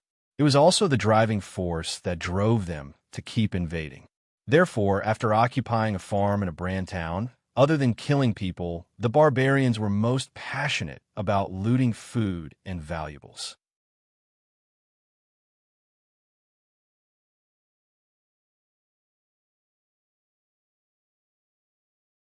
Why would I be afraid of that silly big guy? This is embarrassing. Tang and did not pay attention to the movements behind him. When he walked back to the door of his room, he paused for a while. He turned his head and looked at the middle-aged barbarian officer who came from the other side. A simple and honest smile appeared on his face. "Sir, you are back. Have you had dinner?" Not yet." Although he had heard this many times on the way here, the middle-aged barbarian officer was obviously not used to this unique and straightforward way of greeting. He was stunned for a moment before he replied with a smile. "I came back at noon." "Brother Sabah, you actually wandered around the city for a whole day?" He smiled and scratched his head. "Haha, I came from a poor village. I have never seen the world." After chatting for a while, the middle-aged barbarian officer, who was eager to eat, quickly left. Tangan looked around and stopped smiling. He pushed open the wooden door and walked in. Bang! He turned around and closed the wooden door. He did not light the lamp, nor did he walk to the bed. He walked a few steps in the dark room, pulled a wooden chair, and placed it in the corner of the room. It was the most shadowed place in the room. He sat down, placed his hands on his knees, and closed his eyes. He did not move for a long time, allowing his body to be slowly shrouded by the dusk. He was like a statue. Of course, Tang In was not acting pretentious because he had eaten too much and was moaning for no reason. Instead, he was thinking and deducing. His brain was thinking rapidly, and his scalp was gradually numb. Gradually, a virtual map spread out from under his feet. Streets and houses kept appearing out of thin air. Then, patrolling barbarian soldiers revealed themselves. They followed the established routes and changed shifts in a circular and orderly manner. They kept moving forward, spreading, and interweaving into a huge and dense patrol net. Finally, a majestic and imposing building appeared at the end. It was the city lord's mansion. Phew! He slowly exhaled a breath of white air. He frowned slightly, and there were traces of sweat on his temples. Then, on the virtual map, a black dot representing Tang and began to move from under his feet. It appeared and disappeared, sometimes advancing and sometimes retreating. It seemed disorderly, but wherever it went, it happened to be the weak points of the dense and large net. Like a swimming fish, it nimbly swept past. Seeing this, Tang Un had decided to take action. It was tonight. In fact, it was not that he couldn't delay it. He had 3 days, so he didn't need to rush. However, things might change if he delayed. Blank's army had now intervened. Tang Yin wasn't sure if the mysterious barbarian commander could see this, but his killer's instinct made Tang and use to exaggerating the difficulty of his assassination target. Therefore, he couldn't wait any longer. If the mysterious barbarian commander decided to lead the army to another location tomorrow morning, then his scouting operation for the whole day would be wasted after a while. When the Black Dot successfully arrived at the outer wall of the city lord's mansion, Tang In slowly opened his eyes. The virtual map instantly disappeared. After a day of scouting, as long as the mysterious barbarian commander was in the city, Tang In was 80% sure that he was in the city lord's mansion. Of course, because of this, in order to avoid alerting the enemy, Tang In didn't do any scouting during the day. Therefore, he didn't know what was inside. Rubbing his eyebrows, Tang In slightly eased the overly active nervous thoughts in his mind. Then, he closed his eyes again. This time, he was taking a nap. At this time, outside the house, the night was getting darker. Small P.S.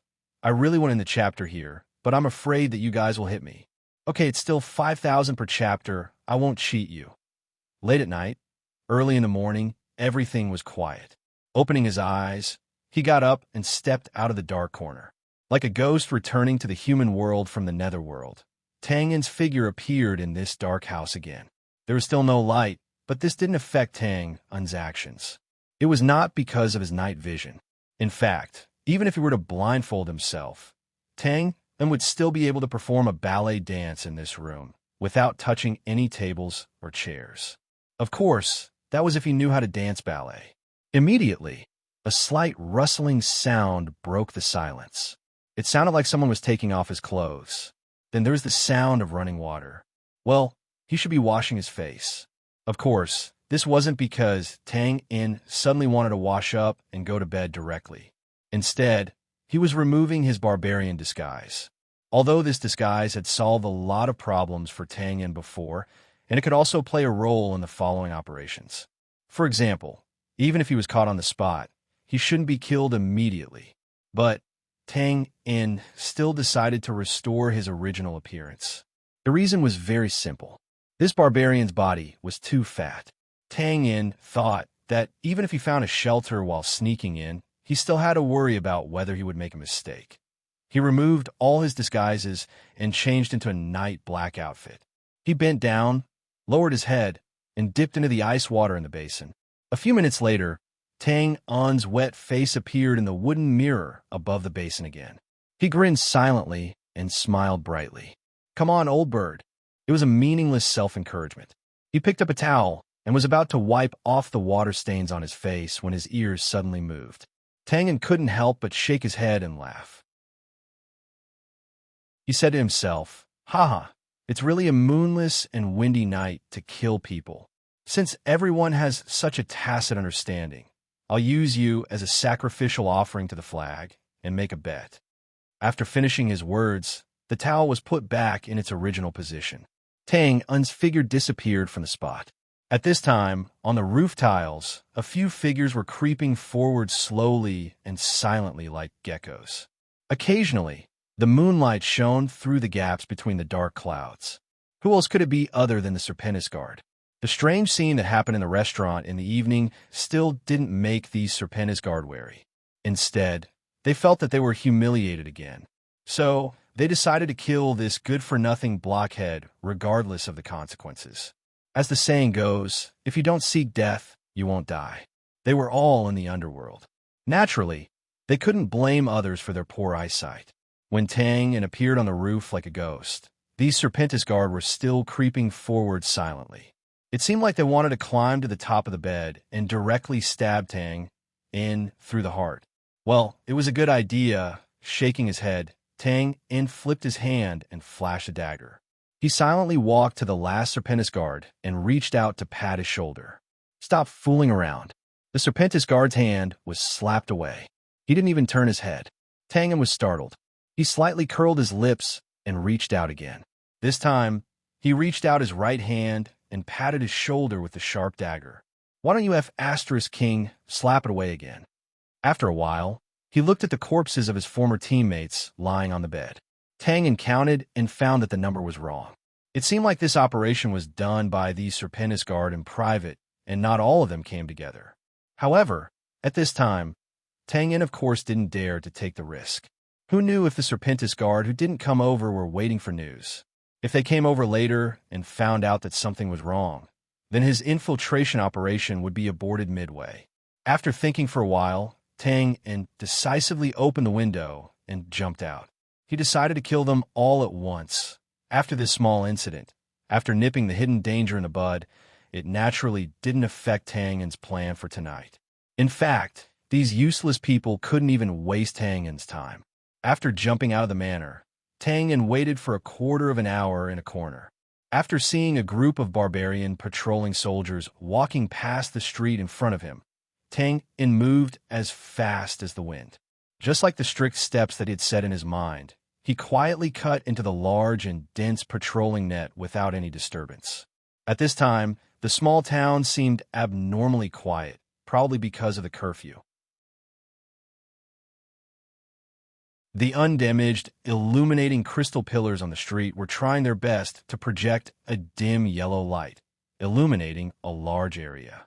As for the destroyed road sections, they were replaced by clusters of bonfires, burning dead branches and making crackling sounds. Usually at this time and place, this was the favorite place for nightingales in the small town to attract customers.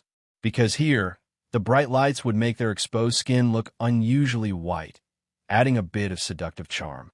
But now, the patrolling guards who appeared under the lights were either yawning or joking with each other to get rid of their sleepiness. All of them were tall and burly, with exuberant body hair. There was no beauty to speak of. Of course, the only passerby, Tang, and wouldn't look at them. In fact, Tang In wasn't in the mood now. He was a bit depressed because the patrol pattern that he had spent a lot of effort to observe during the day and come up with various countermeasures seemed to be a bit unsuitable at this time. This wasn't because the barbarians had changed their pattern. One patrol during the day and another at night. Instead, one patrol during the day and no patrol at night. Cough, cough, don't get the wrong idea. This means that they are irresponsible. That's right. Except for a few barbarian teams who were still persisting in patrolling, most of the barbarian soldiers who were seriously patrolling during the day were now hiding in groups in the lee of the wind. They raised their wine cans, knocked against each other, and shouted loudly. This was actually the consistent style of the barbarian soldiers. No matter if it was an elite or an ordinary soldier, as long as they weren't on the battlefield, they would be a bit undisciplined. Of course, the main reason for this was that the upper echelons of the army didn't disclose Lan Shah's true identity to avoid attracting attention. Otherwise, no matter how brave these barbarian soldiers were, they wouldn't dare to be so undisciplined while protecting the Royal Highness. And Tang In, who didn't know the inside story, was a bit doubtful of his previous judgment. He really couldn't believe that the barbarians were protecting their supreme commander like this. Could it be that the target wasn't in the city? Was this a trap? Well, because of this misunderstanding, Tang Un was at a loss for a moment. But even though he was a bit uncertain, there was no turning back. Since he was already here, Tang Un obviously wasn't willing to go back empty-handed. After a slight hesitation, he still decided to explore the mayor's mansion. Sneaking in after that was simple. Although the various countermeasures that he had previously thought of didn't come in handy, Tang Un couldn't help but feel depressed. However, it was much easier for him to avoid these stationary obstacles. Soon, Tang Un successfully arrived at the periphery of the mayor's mansion in almost 1/3 of the time he had expected. Fortunately, looking at the mayor's mansion that was tightly guarded like it was during the day, it gave Tang Un some hope. Without hesitation, he came to the location that he had planned to invade during the day. It was the high wall on the south side of the mayor's mansion. The reason why he chose this place wasn't because the security here was weaker than the other places. It was only because it was closer to the nearest shelter. There were 2 rows of tall trees on the road, so it was closer than the other places. Tang Un quietly arrived between the branches of the trees. Looking down, he confirmed the distance again. Then, he took a breath and didn't pay attention to the barbarian guards walking back and forth on the high wall. He quietly crouched down, waiting for something. Not long after, an omnipresent cold wind suddenly blew from the north, rustling the branches and leaves of the 2 rows of trees on the side of the road. It's here, narrowing his long and narrow eyes. Tang Un decisively stepped on the trunk of the tree and rushed toward the high wall like an arrow leaving the bow. Then, his figure disappeared in the air in the next moment. The cold wind swept over the high wall. Some of the barbarian guards shivered as if they had felt something. They subconsciously stopped and raised their heads. The night sky was still dark and boundless. Then, they turned their heads to look at the street. Except for the 2 rows of trees, it was empty. Everything was normal. What's wrong? Nothing. Well, I felt like something flew over my head just now. Did it? Maybe it was a nighthawk. Don't guess blindly. Let's go, let's go. Damn it. I feel like I'll freeze to death if I stop here. Chapter 992. Tang Un didn't do any probing because he didn't want to alert the enemy. So, he didn't know the details of the guards in the mansion. But the observation from different angles during the day wasn't in vain. At least, Tang had a preliminary understanding of the general situation of the mansion. Tang easily broke through the first wall. Behind him was a small open space with basically no obstructions. Fortunately, the greenery of the mayor's mansion was done well. After a flash, Tang silently leaped into an unknown ornamental plant that was half the height of a person and quietly crouched. After hiding for a while, a group of barbarian patrolling soldiers carrying iron rods walked past Twain's eyes. Their muddy leather boots were right in front of Twain's eyes. Twain could even smell an unpleasant smell if he moved his nose slightly. Phew!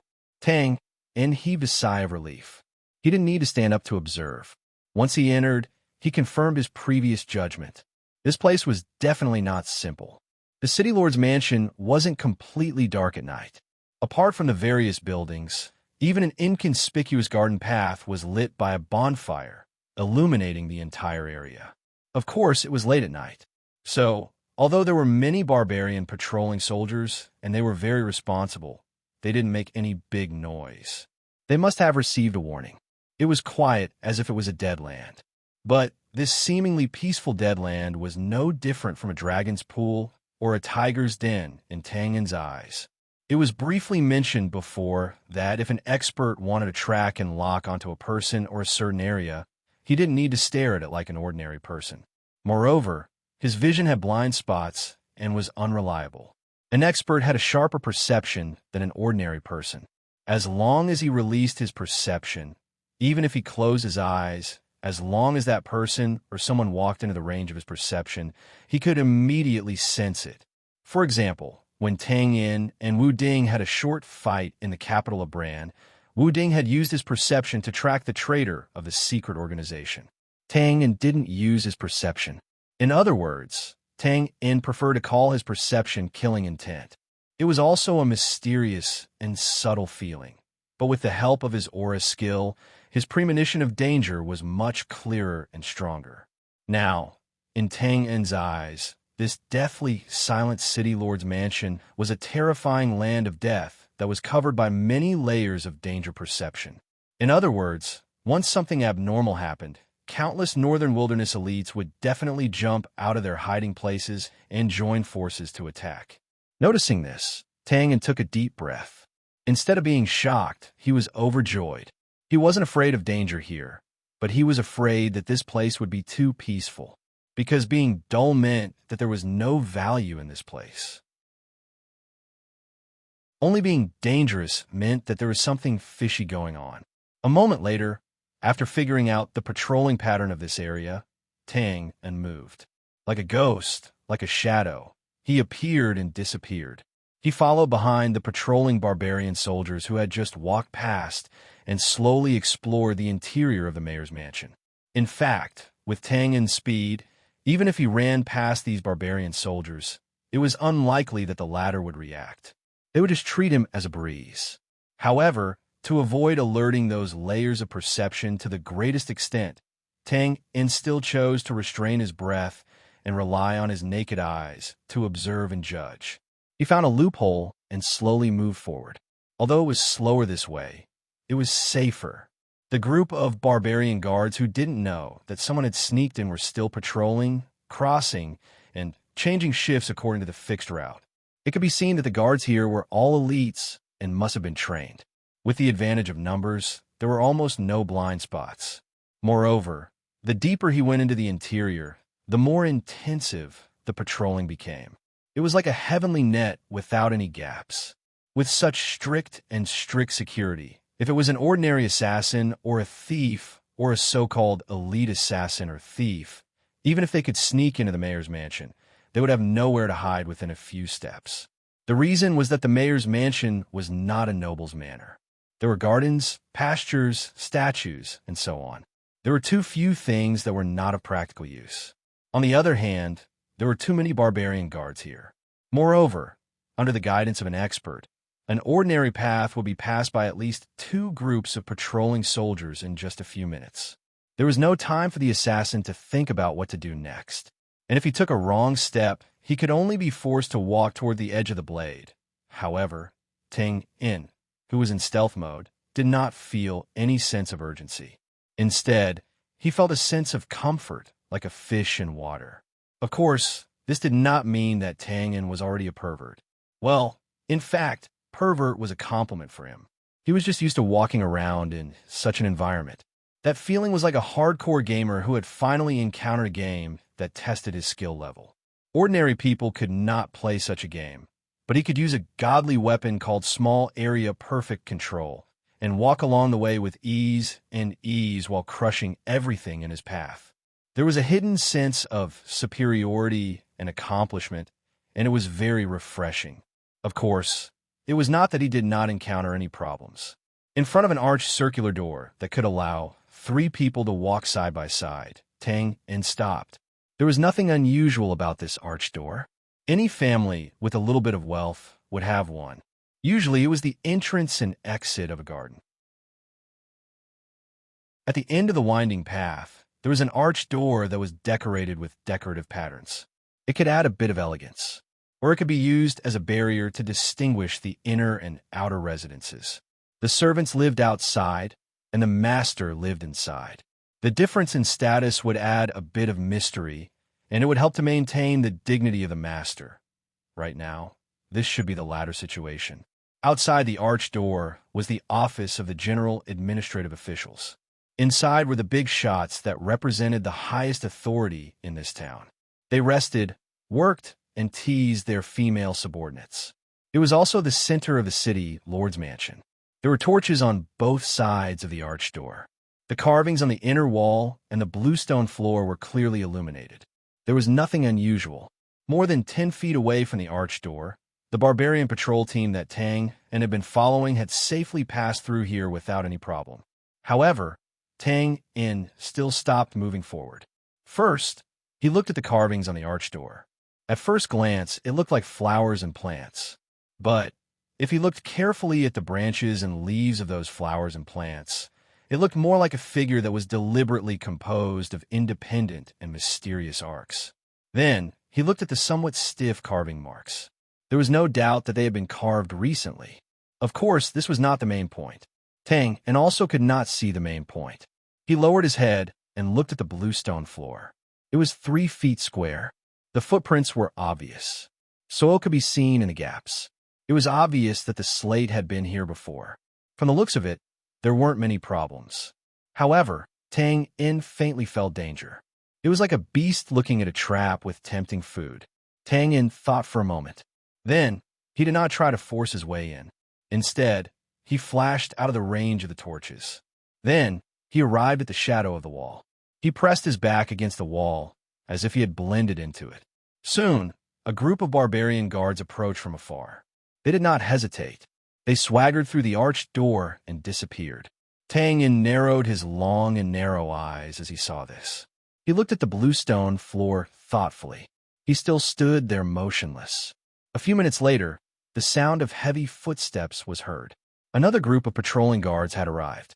Tangen looked at the barbarians entering the arched door one by one. He had finally determined the source of the abnormality. These barbarians seemed to be nervous when they passed through the arched door. So, they slightly adjusted their direction. They stepped on the bluestone floor on the left side of the arched door. None of them dared to cross the boundary. This was undoubtedly abnormal for the undisciplined barbarians. Seeing this, Tangen's finger moved slightly. He silently removed a stone from the wall. Then, he waited for the last barbarian to step into the arched door. Then he flicked his finger. Whoosh! A subtle sound of something breaking through the air was mixed with the whistling cold wind. However, the last barbarian guard's thigh suddenly trembled. He screamed in fear. He grabbed the air with both of his hands. Then, his huge body lost its balance and fell to the ground on the other side of the arched door. The next moment, a mournful scream resounded through the silent sky. A black ray of light flashed through the decorative patterns on the inner wall of the arched door. Then, the decorative flowers and plants seemed to have come alive. Their branches and leaves swelled crazily. They extended from all directions like pythons and whips. Then, they bound the barbarian's body and pulled him back. No, damn it. Bang, a violent sound reverberated through the inner wall of the arched door. It was strange and oppressive. In this short period of time, a burly barbarian like a bear was torn apart by those strange branches and leaves. A large amount of blood and minced meat exploded. Most of it splashed inside the arched door. The barbarians who had not yet walked out of the arched door were dumbfounded. Their faces and bodies were drenched with blood. Some of it fell outside. It was a ghastly sight under the flickering light of the fire. Rustling sounds could be heard as the branches and leaves rolled around. They seemed to be crying and laughing at the same time. It seemed that tearing apart a living person was not enough to satisfy these strange branches and leaves. They intertwined and wrapped around the arched door like an octopus. Except for the safe bluestone floor, the entire area was covered. They squirmed and sucked on the blood and minced meat greedily, crawling everywhere. Such a horrifying scene frightened everyone present. It also startled Tang in the distance. Who would have thought that such a ferocious trap would be hidden in this ordinary arched door passage? And this was just a single wrong step. Was this the magic of the barbarians? Tang In thought so. It was indeed a little strange. Tang In's guess was not wrong. However, it was more accurate to say that this was the sorcery of the barbarian god sect. Of course, the barbarians called it the divine art. After a few breaths, the bluestone floor was brand new. The strange branches, leaves, and flowers that could no longer absorb any nutrients returned to the wall. Everything returned to normal. If it were not for the few trembling barbarians and the blood and minced meat scattered outside the arched door, no one would have known that someone had died here and that the corpse had been eaten by the flowers and plants after a moment of silence. A roar sounded. F*CK. What's going on? What's going on? Didn't I say it before? Be careful, and be even more careful. Don't step on that damned place. No enemy. Team leader, he's too nervous. Why are you still standing there? Come out. The huge commotion by the arched door had undoubtedly broken the silence and attracted countless gazes. The patrolling guards nearby quickly ran over. Heavy footsteps could be heard and shadows of people could be seen. The light from the torches in the distance was like stars in the sky, constantly circling around. This was just the power in the open. While the miserable barbarian was howling, Tang Un could feel waves of cold perception coming from all directions, like the cold moonlight, quickly covering the area and inspecting the area. In the midst of this chaos, Tang Un's lips curled up slightly. He easily climbed over the wall of the arched door and stepped into the heart of the mayor's residence. He did not climb over the arched door previously because he was worried that the experts inside would notice. After all, no one knew if there were any expert from the northern wilderness who had nothing better to do than to release their perception. However, it was different now. Whether it was the hidden perception or the open surveillance, all of them were attracted by the commotion at the arched door. They would not notice the faint shadow that climbed over the wall in the distance. Taking advantage of the chaos, Tang instantly scanned his surroundings after landing. Without any hesitation, he jumped out again. Like a ghost, he passed through several buildings in a row and finally stopped in front of a two-story attic. He jumped onto the eaves and hid. Tang knew very well that this place was not safe. In fact, there should be an expert from the northern wilderness guarding this place with only a layer of roof tiles between them. However, Tang didn't have a better choice. He could choose an escape route in an instant when he was heavily surrounded, but it would take time for him to determine the location of the mysterious barbarian commander from the dozens of buildings in front of him, whether they were conjoined or single buildings. Without any hesitation, Tang closed his eyes the moment he hid. Spying, aura, observation, spying, all things in the world, nothing can hide. Aura, observation, see through mountains and rivers, see through all things. Among all the system skills that Tang had mastered, these were the two most suitable for observation. Of course, they were also the most suitable methods for the current situation. System skills were different from pure strength. Strictly speaking, they did not belong to this world and were not included in any battle energy martial arts. Even if it was an expert with extremely sharp perception, it was unlikely that it would cause any reaction. The focus of the two skills was also slightly different. Spying could see all man-made traces and was suitable for tracking. Aura observation was more mysterious. It was suitable for observing the assassination terrain and vaguely judging the opponent's strength and danger. Opening his eyes, if Tang In met someone's gaze now, he might be able to scare a few cowards to death. Because his eyes had completely become almond-shaped, without the slightest emotion, just like a cat's eyes. However, they did not glow in the dark environment. Instead, they became even darker and deeper. Without a doubt, his first observation target was naturally located in the center of the mayor's mansion. There was indeed the most imposing single building there. It should be the mayor's office in the past. Of course, no matter how imposing this building was in the eyes of the current Tang In, it was just a general model outlined with a few lines. It was very boring. After sizing it up, Tang In shook his head regretfully. If it was daytime, the mysterious barbarian commander might be working there. After all, that was the place in the city where one could display one's status and authority. But now it was late at night. It was resting time. It was unlikely that the commander would be there. The conclusion from aura observation was also the same. Although there were many barbarians stationed around that place, it looked like they were ready to fight for fear of being invaded.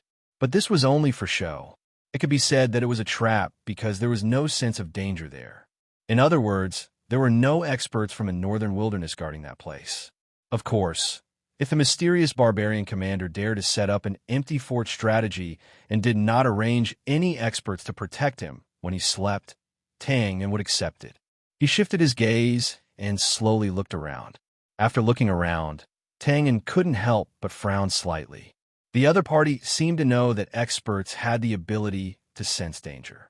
Therefore, the experts from a northern wilderness guarding this place were distributed very evenly. It was impossible to see where they were focused on protecting. This also destroyed Tang In's idea of using the degree of danger to find the location of the mysterious barbarian commander. But this was not a problem for Tang In. If one plan did not work, he would use another. Tang In turned off his skill in the blink of an eye. As if he was in slow motion, he silently crawled under the eaves. It was only a short distance of less than 30 feet, but it made Tang In's forehead sweat. After a while, he finally reached the end of the eaves. He wiped off the sweat and first observed the surrounding environment. He was certain that there would not be any barbarian patrols passing by in a short period of time. Tang In slowly straightened his back, stretched out, and stuck his suit in the air. His posture was extremely strange. He was like a koala bear hugging the corner of the eaves. He raised his head and looked at the blurry figure sitting in the shadows above the roof. It was the expert from the northern wilderness. The expert was also a human, not a machine. Just because he received an order, he couldn't carry it out without any distracting thoughts. The position of the mysterious barbarian commander was extremely revered. He could not be careless when it came to safety. Therefore, even if it was calm now, Tang In did not believe that the expert was not worried at all. He would not subconsciously look at the location where he was being protected. This was absolutely impossible. This was instinct, just like a mother who brought her child out. Even if she knew that there was no danger in the current environment, when she was chatting with others, her gaze would still unconsciously follow the child's figure. She was afraid that something unexpected would happen. And this seemingly unintentional detail was Tang In's best opportunity. In fact, Tang In made the right bet. After a while, when he saw the barbarian expert turn his head to look at the same spot for the second time, Tang In knew that he had succeeded. So, young people, you're still young. You don't know the principle that details determine success or failure.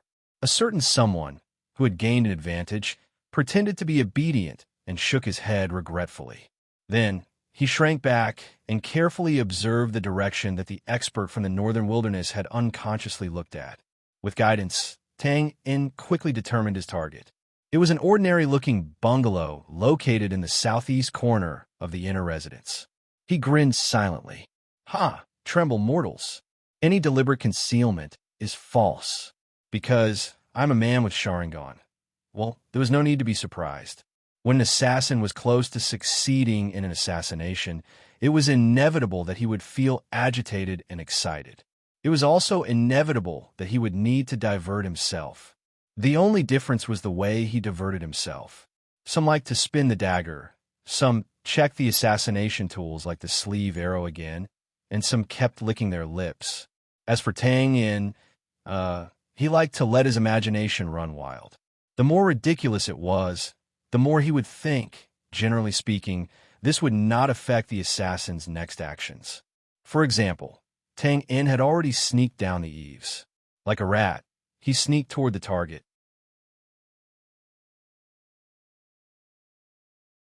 Chapter 993.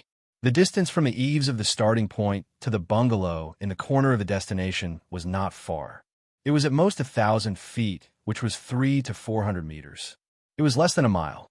An ordinary person's walking speed, if calculated according to the normal breathing speed, would take 2 steps per breath, approximately 60 to 70 meters.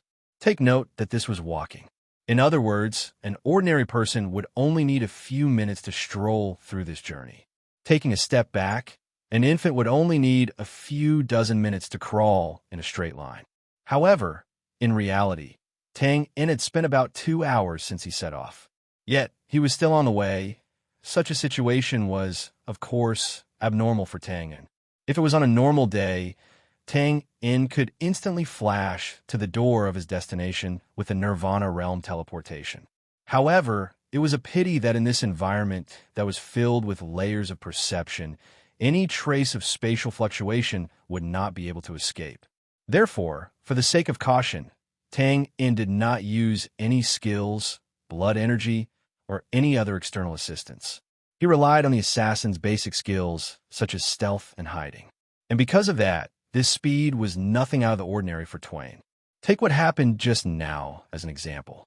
When Tang Yin crawled past a decorative bush, he was not confident that he could pass through it directly because there was no cover around him.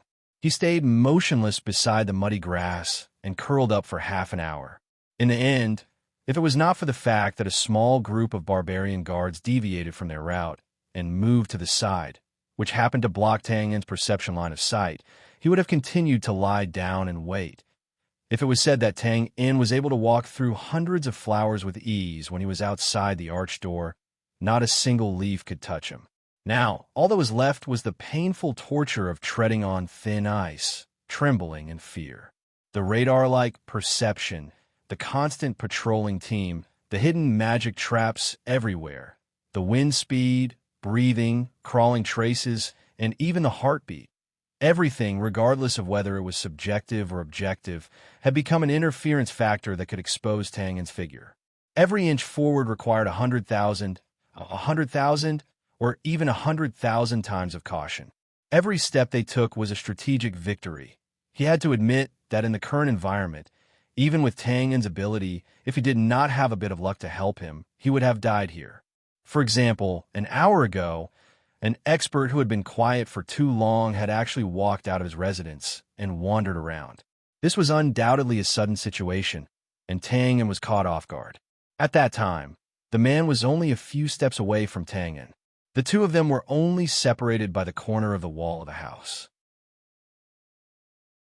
If he took a few more steps forward and turned his head, he would be able to see Tang and clinging to the wall like a gecko. Fortunately, he stopped in the end. Tang Yin, who was so scared that he didn't even dare to breathe loudly, thought that if he jumped out, he would probably scare the other party into thinking of revenge. Then, he slowly retreated and went around the other side of the house. He was lucky enough to escape the disaster, of course, then again. In the whole world, only Tang Yin could reach this place with his own ability and not be discovered. Wu Ding couldn't do it either. If the latter came here, his only choice would be to directly break in with his sword outside the mayor's residence. Another half an hour passed. It was about 3 o'clock in the morning, and it was deep in the night. Tang Yin finally passed through the heavy blockade and came to the corridor outside the bungalow. He once again hid in the groove of the pointed roof. He panted slightly, wiped the dense sweat on his forehead, and sprinkled some powder to get rid of the smell of the sweat.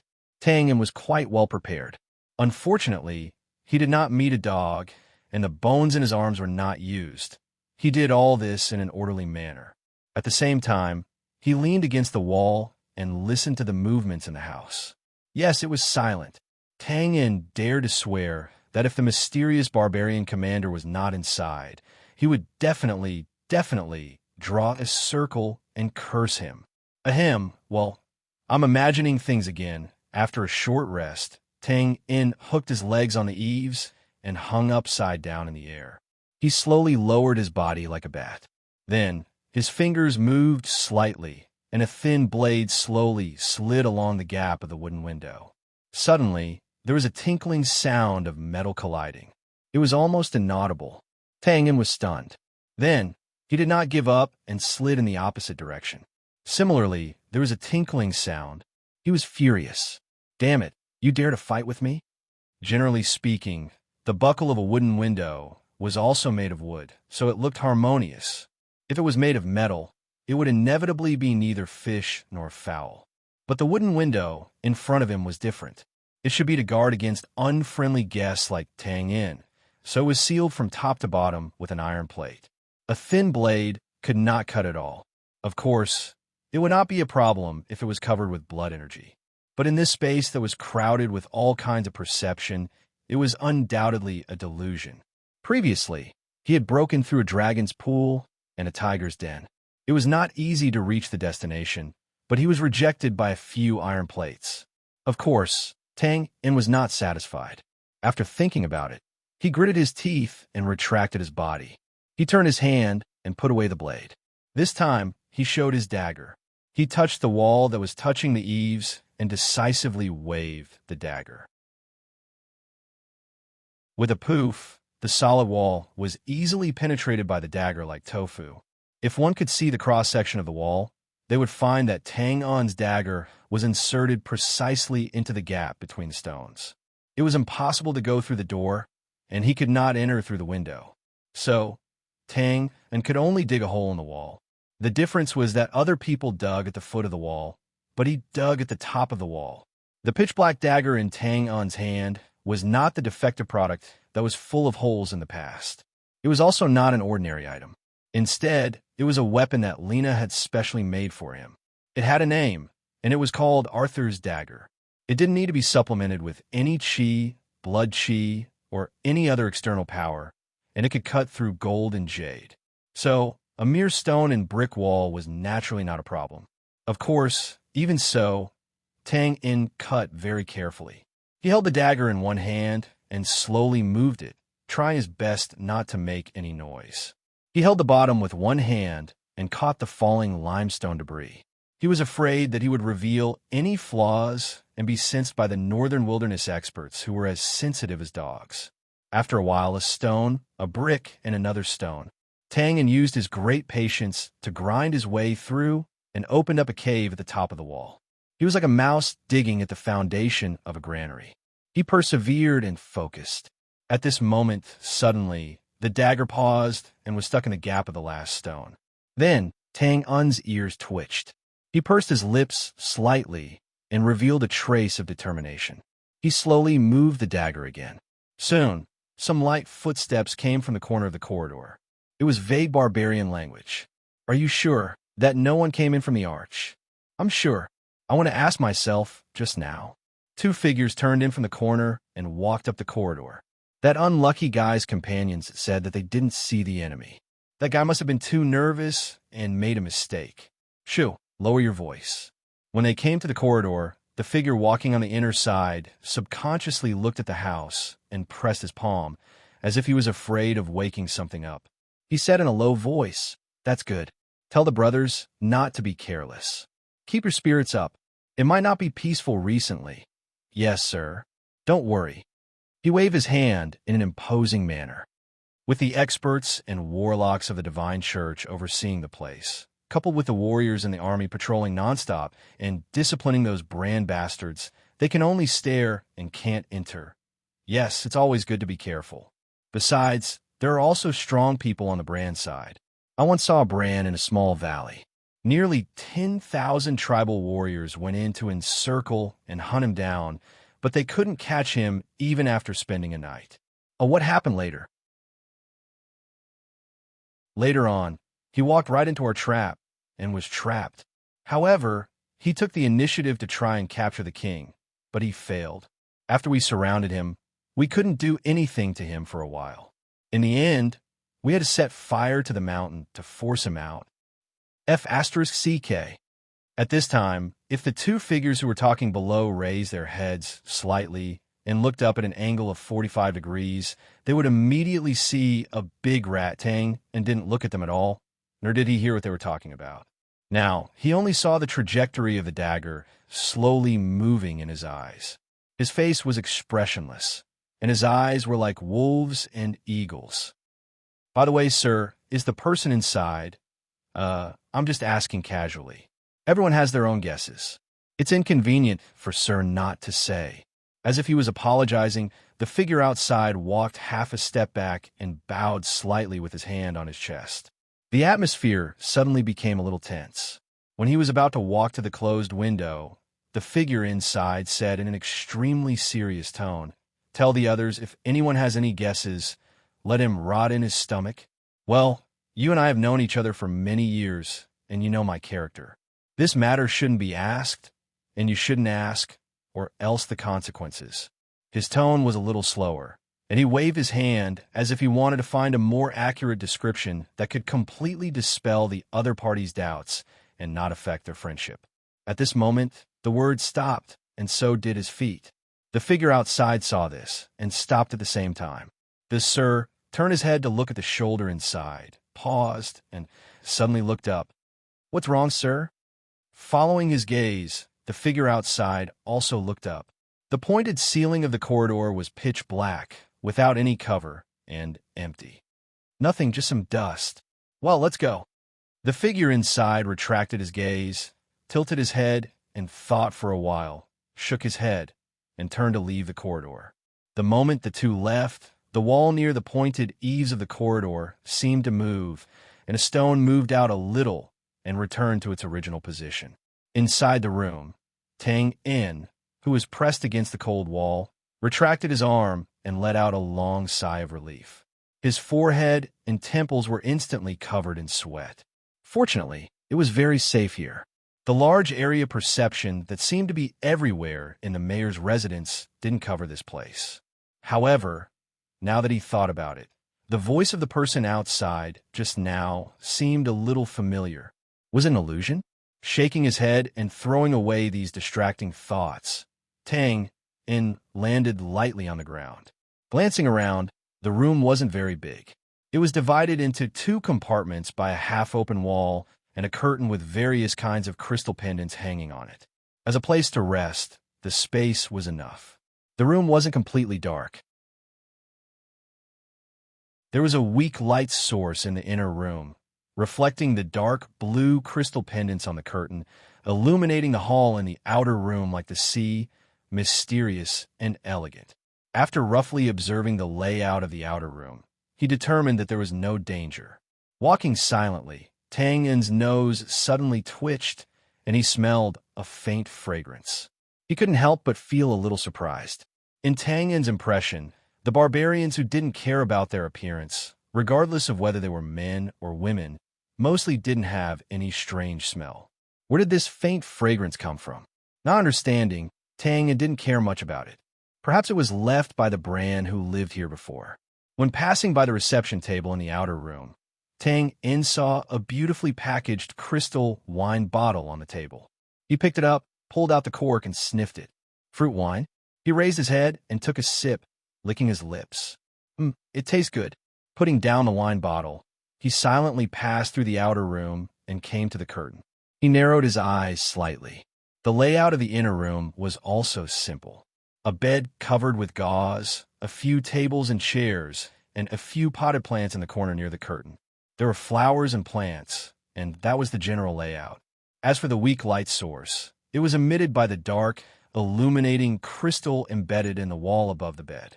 Its function was like the wall lamp hanging at the head of the bed in the modern world. It didn't make the bedroom dark, and it didn't affect sleep. It could also add a little spice or something. Tisk, it's quite tasteful. Looking at the raised quilt on the gauze bed, Tang In raised his eyebrows and thought so. Then, he gently lifted the curtain and stepped into the room. Now, Tang In was very confident about the purpose of this trip. Judging from the perverted defense outside, the one lying on the bed was most likely the mysterious barbarian commander.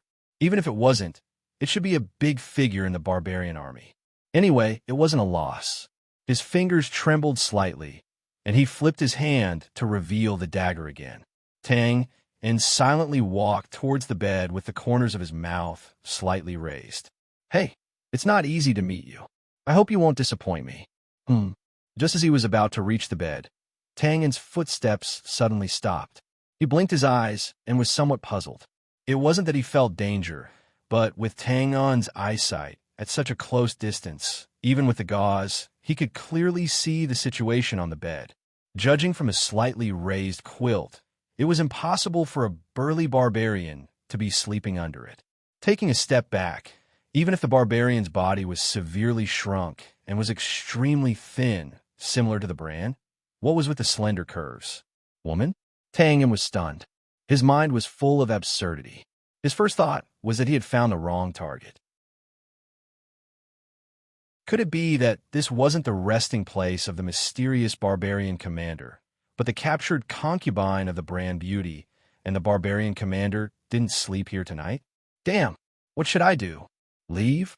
Or should I just stay here and wait for him to show up? Tang In instantly fell into an incomparable dilemma. He couldn't decide what to do for a moment. At this moment, the corner of his eyes seemed to have caught a glimpse of something reflecting a faint light. He subconsciously turned his head to look, and his body trembled. His gaze suddenly froze. There were a few thick books on the wooden cabinet at the head of the bed. One of them was open, and it was written in the brand language. Of course, this wasn't the main point. The main point was the small thing on the open book. Metal frame, crystal lens, vertical side up, the lens reflecting a faint blue light. Glasses. Stupefied, Tang In stared at this modern object. Instantly, his mind was filled with a sense of absurdity.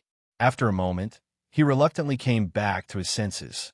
His heart was in a mess, as if 10,000 alpacas had galloped past. Gulp, his throat moved slightly, and he swallowed a mouthful of saliva. No way. An illusion. It must be an illusion.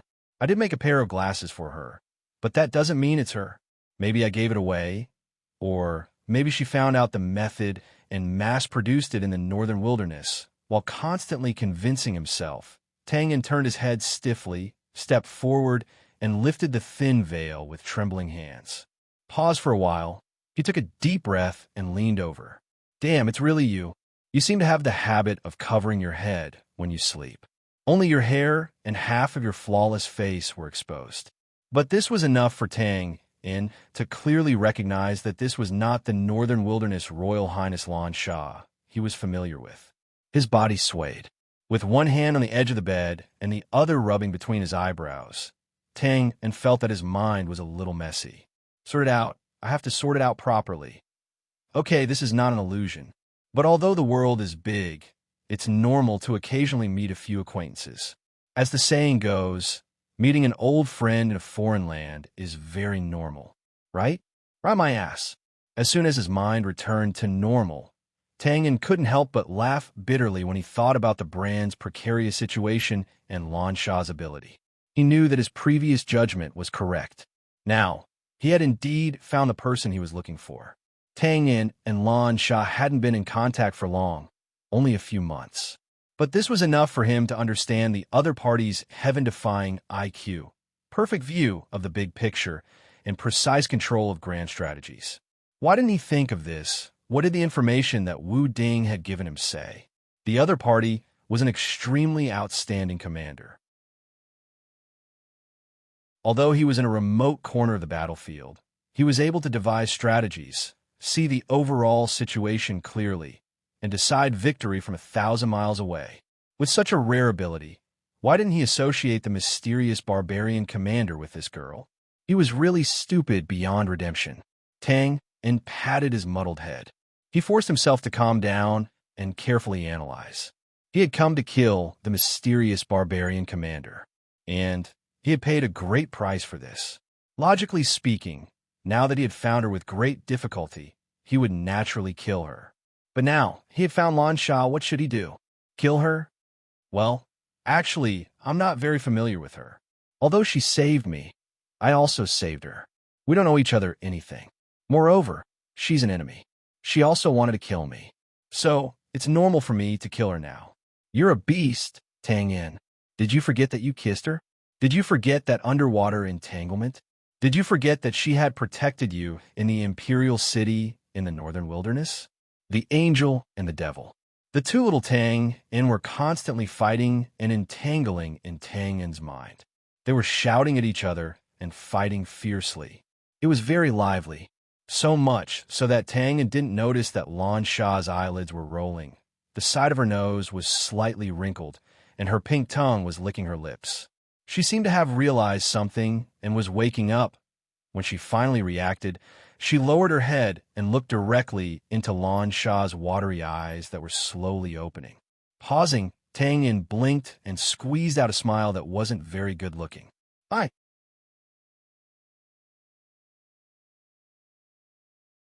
Chapter 994. The night was like a curtain, and the cold wind was like a knife. The small town was still quiet and deep. A few lights did not provide much warmth. Instead, it made the place seem even more desolate. Of course, not everyone could see such a scenery.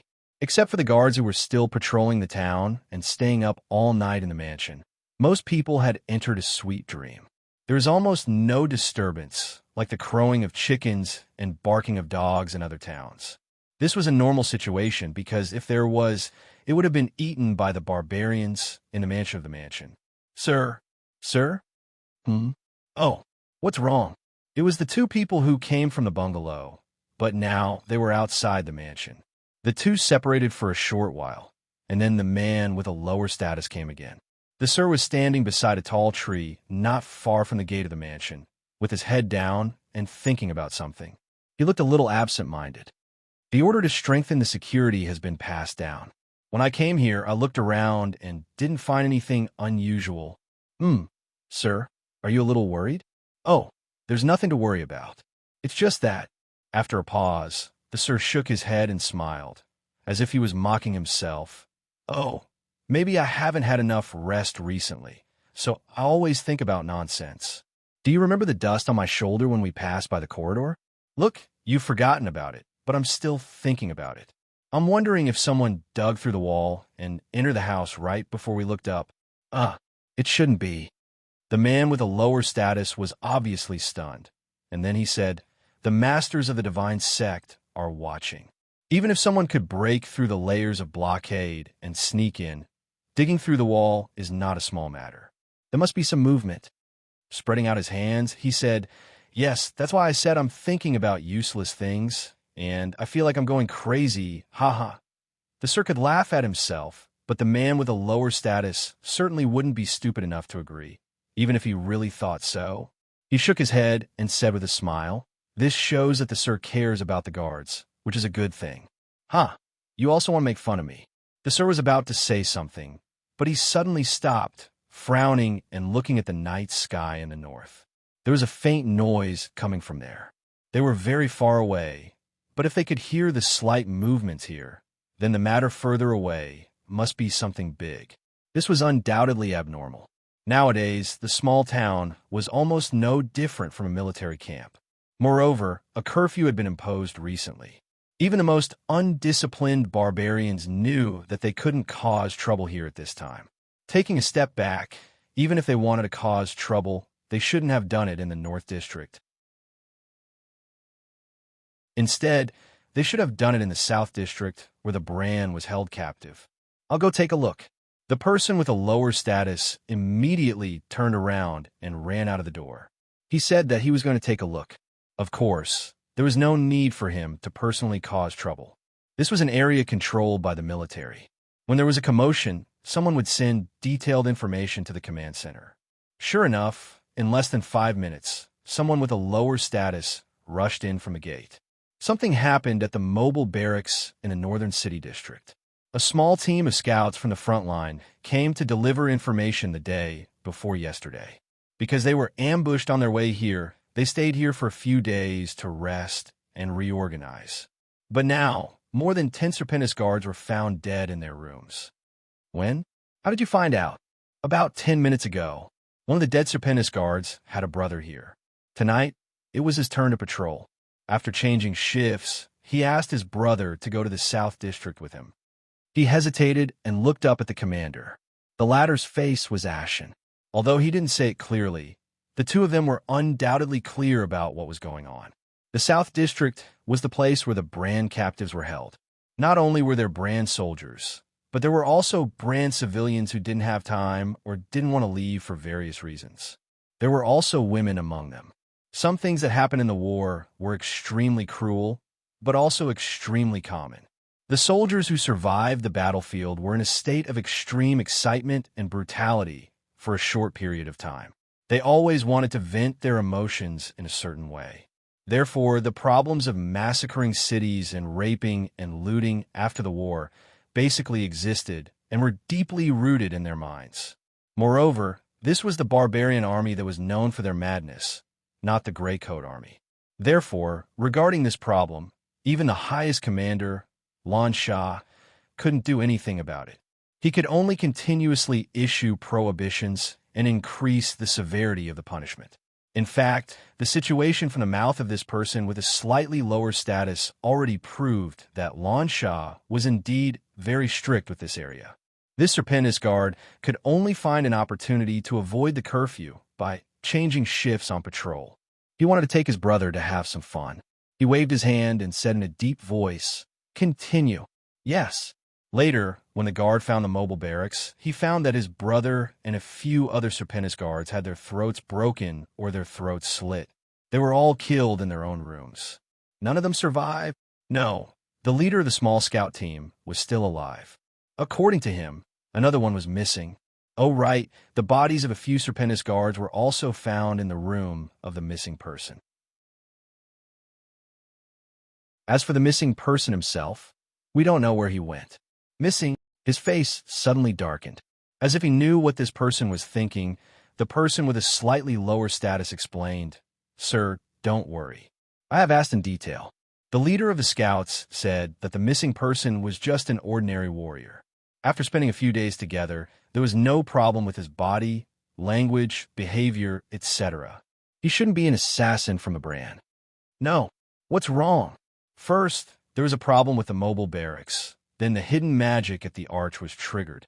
The dust just now? Damn it. He suddenly roared, turned around, and rushed to the inner house. The person with a slightly lower status was stunned. Then, his expression changed slightly, and he quickly followed. There was no actual evidence, but there were too many unexpected situations that happened tonight. If it was just looked at separately, there was no problem. But if it was combined and connected, and a timeline was drawn between the three, then it would be just right to connect, he roared. Alert! Alert! Everyone, guard the various checkpoints and the high walls on all sides. A few minutes ago, in the bungalow, all encounters in the world were reunions after a long separation.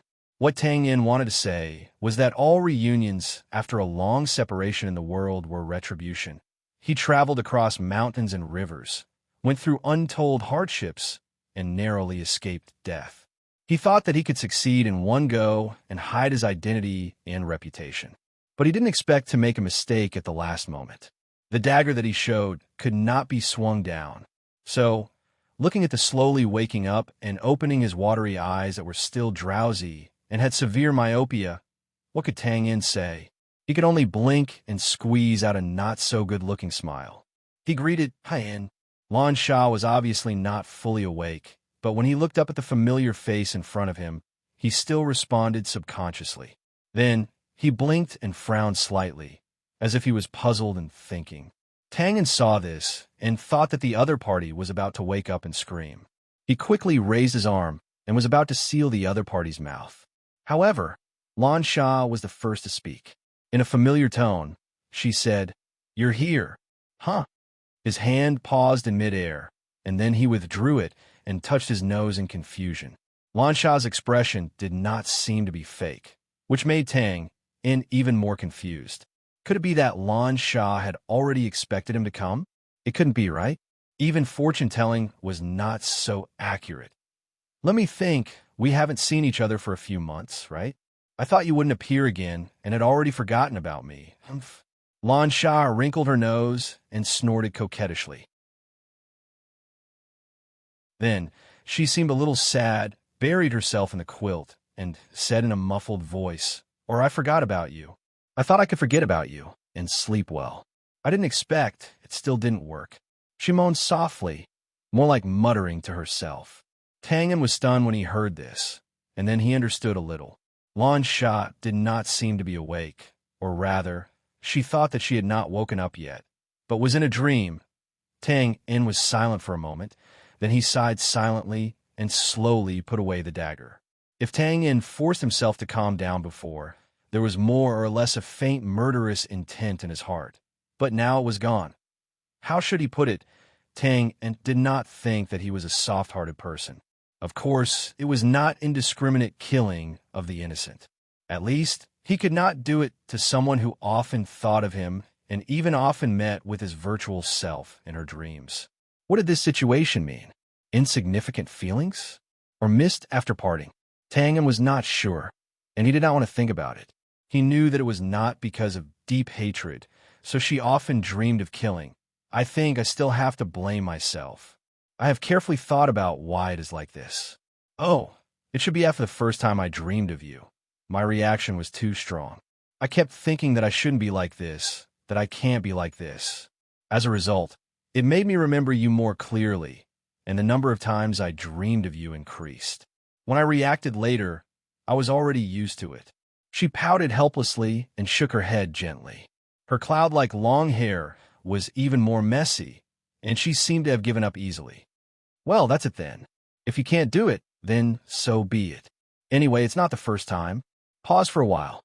She seemed to have thought of something, and a faint blush crept up her face. She lowered her head again, and her slender fingers grasped the corners of the quilt tightly. But you can't go too far today. I've been very busy recently, and I have to command the war. The warriors are too stupid. I have to consider all kinds of situations, sudden accidents, and so on, and then write the response strategy in the military order. This way, they won't fight randomly. So at most kissing. You can't do anything else. I have a regular meeting tomorrow morning. Damn, you're rational now. The corner of Tang Un's mouth twitched. Hearing this, he only felt that the nerves on his face were paralyzed. Come on, this is not what I want to do. It's clearly your own thoughts that are not pure, and your taste is too strong. She saw that Tang In was standing there in a daze, without the slightest reaction. Lansha hesitated for a moment, and like a puppy, she revealed a slightly fawning smile. She stretched out her white arm and hooked it around Tang In's neck. Sorry, don't be angry. Next time when I'm not busy, you can come again. Being pulled over, feeling the throbbing touch of the soft and warm cotton between his lips, as well as the nimbleness that entered his mouth, Tang In's long and narrow eyes suddenly widened. For a moment, he felt as if he had been struck by lightning. He was dumbfounded and did not know how to react. Damn it, it's not that I don't understand, but this world is changing too quickly. The rhythm is wrong. Lansha pulled away and touched Tang In's face. She tilted her head in confusion. Strange, this dream was so real. She did not understand, so she did not think about it. That was the good thing about dreams. Lansha laid back on the quilt with a clear conscience. She nodded and blinked her eyelashes. That's it then. See you next time. Bad guy. After she finished speaking, she obediently closed her eyes and smiled. Goodbye, damn. Subconsciously, he turned around and waved. In an instant, he reacted. Tang and wanted to slap his own mouth. Damn it, why are you saying goodbye? Do you really want to disappear like a dream? He exhaled and scratched his head. This was something that Tang In often did recently to highlight his silly image as a barbarian. But now, if it was possible, he was willing to scratch his head in order to have a real silly character. In this way, he did not need to care about these trivial matters anymore. He could just directly end it. Damn it, what a dilemma. But soon, Tangan did not have to worry about it anymore. It was a good thing, because someone helped him make a choice. His expression changed. The sharp perception that was everywhere before instantly descended again. This time, it did not even let go of the room in front of him. Tang, and suddenly turned his head and looked outside. Dong, dong, dong. There was a slightly hurried knocking on the door. The familiar voice sounded again. General, there's a change in the military situation. Please respond if you hear me. Andre. Tang and finally remembered who the owner of the voice was. His hand itched to slap himself again. Damn it, if I knew it was him, I would have guessed who it was. Of course, Tang In would not have thought that among the Serpentis guard that he killed on the way here, there was a brother who wanted to invite him to a brothel. But Tang In absolutely did not believe Andre's excuse of a change in the military situation. He knew that he had been exposed. But Andre, who was outside, was not sure what was going on inside. Lansha's identity was special, and she was a woman. It was not good for him to rush in without saying goodbye. As for the perception that was probing around the room, although it was extremely sharp, if Tang In wanted to conceal it, the other party would not know that there was another person in the room.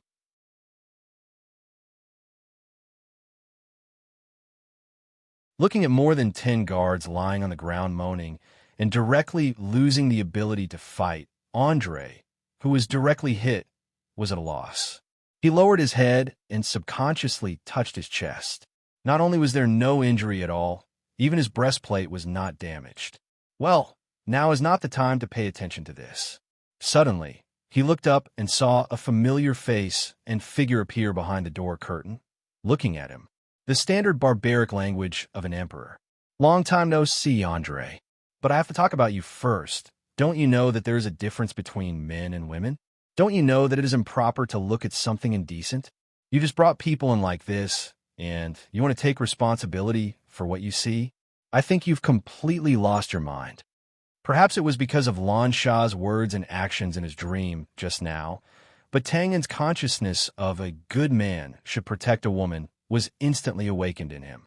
He unconsciously changed his position and scolded him righteously. This also made the atmosphere instantly stagnate and silent. Andre, who was in the outer hall, was dumbfounded on the spot. Lansha, who was in the inner room, was also stunned. Even the group of experts from the northern wilderness who had rushed in from outside the door in an instant were a little confused when they heard this. They hesitated and did not dare to step into the room. They looked at each other. What's going on? Could it be a misunderstanding? Andre instantly came back to his senses, and he looked as if he had seen a ghost. You know, Tang In. Compared to Andre, who was only shocked, Lansha was completely shocked. When he thought of the words he said and the actions he did before, he immediately let out a moan. His face flushed red, and he instantly buried himself under the blanket like an ostrich. At this moment, the pendant curtain, which had slightly quieted down, suddenly danced wildly like a snake.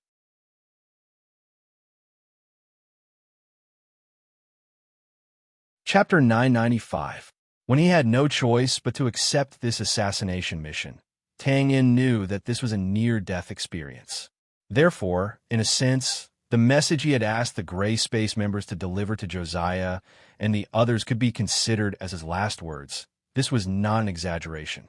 The Northern Wilderness was able to fight against the Bran for so many years. Of course, they did not rely solely on their outstanding individual barbarian soldiers and other low-end military forces. It was good that they could win battles on the battlefield, but they might not be able to gain an advantage in a comprehensive battle between two countries. Not to mention anything else, if the Northern Wilderness tribes did not have any high-level military forces, then a Bran expert like Wu Ding could just casually go around and wipe out the Northern Wilderness royalty.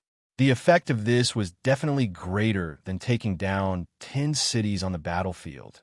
Therefore, there were experts in the Northern Wilderness. Perhaps in terms of numbers, they were fewer than the Bran, but the degree of cohesion of the tribal system was definitely stronger than the Bran. More importantly, There was at least one expert like Wu Ding in the northern wilderness who possessed peerless combat strength. It was precisely because of this that Tang In was not confident in this assassination mission from the beginning. He did not know if the peerless expert from the northern wilderness had come.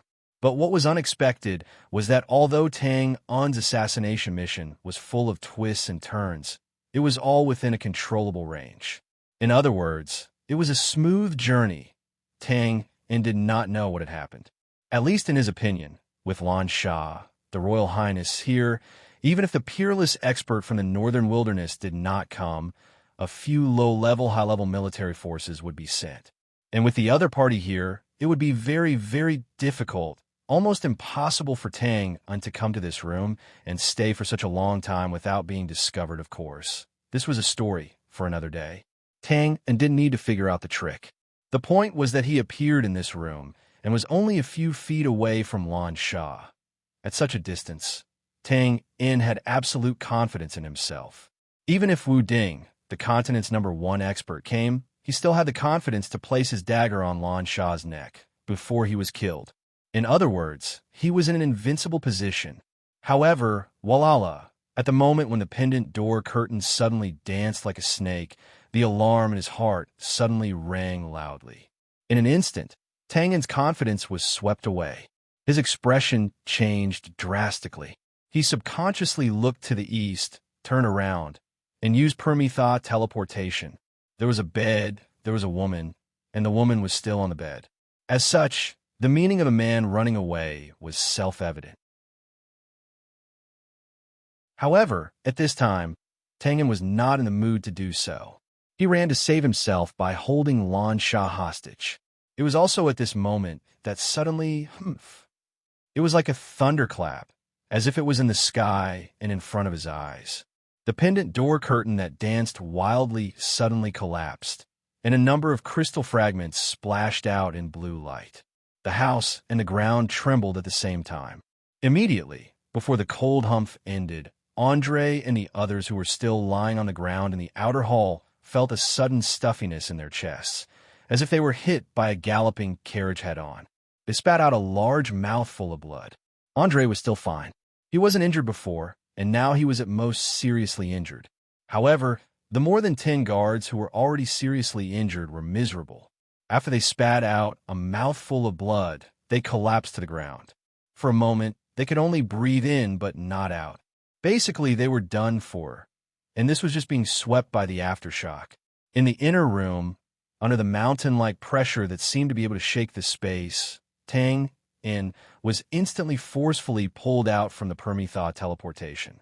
He fell back to the real world from the parallel space again. He landed on the ground and bent his knees. Boom! Cracks appeared on the ground under Tang Un's feet. It instantly spread like a spider web and collapsed. The power of a humph. The power of a humph.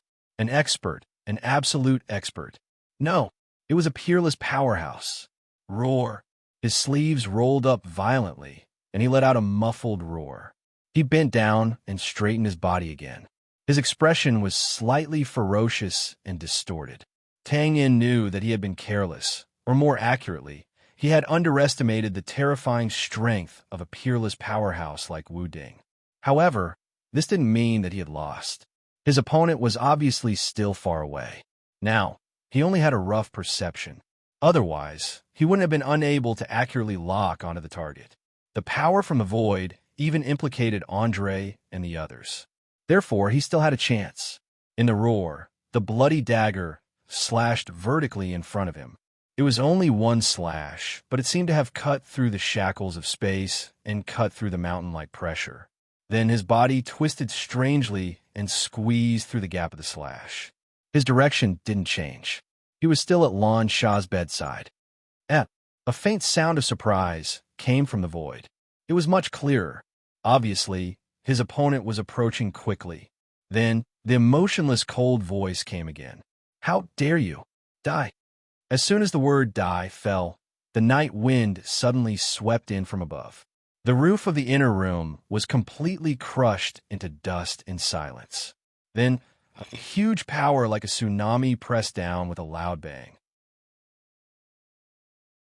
like a wolf, like a tiger, like a lion, like a bear, and mixed with some unknown, ferocious, magical beasts. In the deep black air that filled the sky, many magical beast phantoms appeared together.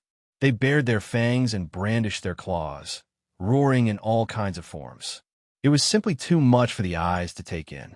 It was a spectacular sight, and it was obvious that as the distance narrowed, the opponent's attacks became more accurate. It was also an area attack, but Lan Sha, who was at most 2 feet away from Tang Yin, wasn't affected at all. His fluttering hair was blown by the night wind. In other words, the pressure that Tang Yin, who was locked onto, was facing would increase exponentially. Tang Yin didn't raise his head to look at this rare spectacle. Of course, it was useless even if he looked. He decisively waved his dagger and shouted, "Storm! Explode! Explode! Explode!" Among all the system skills that Tang Yin had mastered at this stage, if one were to ask him which one had the most destructive power, it would undoubtedly be Storm. Although Slaughter Feast sounded more powerful, Tang Yin hadn't touched the threshold yet, so naturally, it didn't count. However, unlike the Bloody Blade Hurricane that swept everything in the past, this time, Tang Yin didn't wait for the hurricane to form and directly exploded it. In an instant, the air exploded continuously. The small wind vortices that gathered were like a pack of wolves that had been abandoned by their leader. They ran in all directions and scattered wildly in all directions. Whoosh! The house that had just been destroyed was heavily damaged. The 4 walls, windows, and doors collapsed and exploded under the continuous attack of the wind blades. Andre in the outer hall and the group of Northern Wilderness Masters outside the outer hall suddenly changed their expressions when they saw this. They hurriedly retreated and dodged, looking extremely pathetic. Of course, under Tang Yin's conscious control, most of the small Bloody Blade Hurricane directly soared into the sky and collided head-on with the black air that was pressing down to the roof. Boom! Boom! Boom! Collision, entanglement, integration. In the end, it was a one-sided, crazy crushing. Under the attacks of various demonic beast phantoms, the black air that filled the sky was like a huge wave. With just one contact, it instantly extinguished the countless Bloody Blade Hurricane that were like stragglers that dared to break into the sea. It was as easy as destroying a lonely boat that dared to break into the sea. This wasn't the full power of Storm, just the attack of its embryonic form. But even so, the annihilation speed was too fast. In the blink of an eye, there was no sign of the Bloody Blade Hurricane in the sky above the roof. At this moment, puff! Tang Yin's fate was not much better than those Bloody Blade Hurricane. His body was like a withered leaf that couldn't control itself in a violent storm. He flew out with blood spurting out of his mouth. However, this injury wasn't completely caused by the black air that filled the sky. In fact, Tang Yin was only grazed by the black air, and he escaped in an instant. This injury was mainly caused by himself. He had forcefully detonated the storm skill and used it as a backfire to escape. Therefore, the direction he fell was not far from what he expected. He successfully approached Lan Sha by 10 feet. Of course, although the black air didn't hit Tang Yin for the time being, its destructive power was real. Tang Yin's vision was a little blurry now. There was a bloody light in front of him. In fact, it wasn't just his eyes. Tang Yin's facial features were bleeding. His internal organs felt like they were being crushed by a millstone over and over again. He was burning and in excruciating pain. But for an assassin, as long as he didn't die, pain and injuries were completely bearable. He rolled and got up. His shaky vision focused on Lan Sha's bloody neck. As for the other party's facial expression, he didn't need to think to know that it was stupefied. The situation came too suddenly and too quickly. It was troublesome to talk about, but in fact, it happened in the blink of an eye. In such a short time, Lan Sha, who didn't know martial arts, of course couldn't react in time. But this was a good thing for Tang Yin. At least, Lan Sha, who was in a daze, didn't run or hide. He took a brazen step forward, close to 5 feet. He stretched out his palm, close to 2 feet.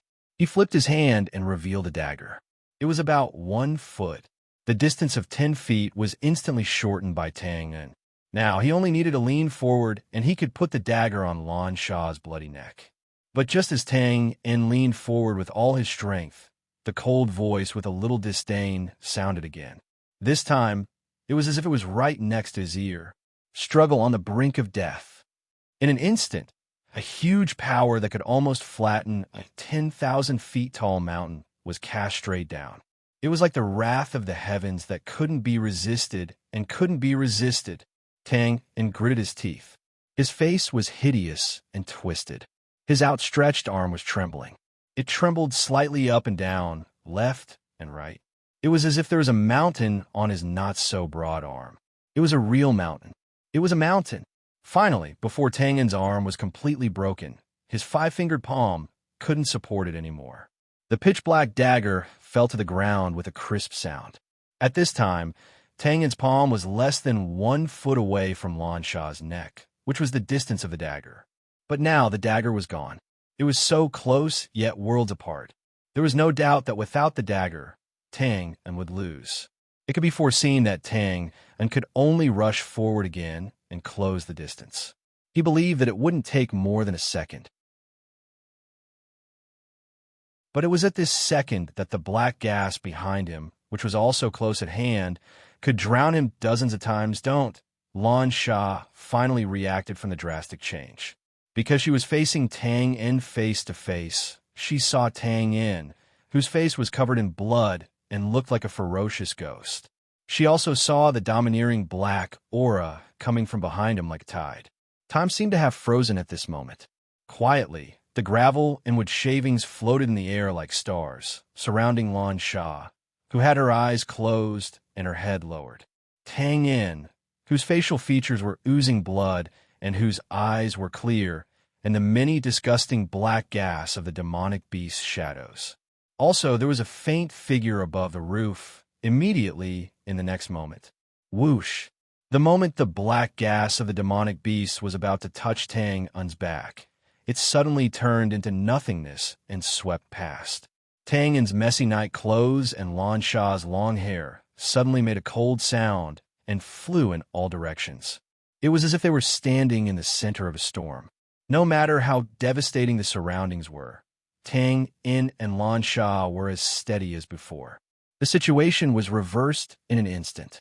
Of course, this was not because the faint but terrifying figure in the sky deliberately went easy on them, nor was it because Lan Shah screams to dissuade them. Instead, it was a blood-red dagger that appeared out of thin air. The hilt was held in Tang En's hand. The blade crossed a distance of 1 foot, and the tip of the blade lightly touched Lan Shah's carotid artery. Empyrean blood blade. Using blood to condense a weapon, it could cut through space and destroy all things. Tang En was an assassin. Naturally, he did not only have one assassination tool. He also had a spare dagger on him. Of course, the spare dagger could not be like the main Arthur's dagger, which was always hidden in the crook of his arm and could be used in an instant. In the situation just now, when the black dagger fell to the ground, Tang En did not have time to take out another spare dagger. However, not having time to take it out did not mean that he did not have time to make it. Tang En had been practicing the empty blood blade skill all the time. Well, in his spare time, it cannot be helped. The black dagger made by Lena was really good.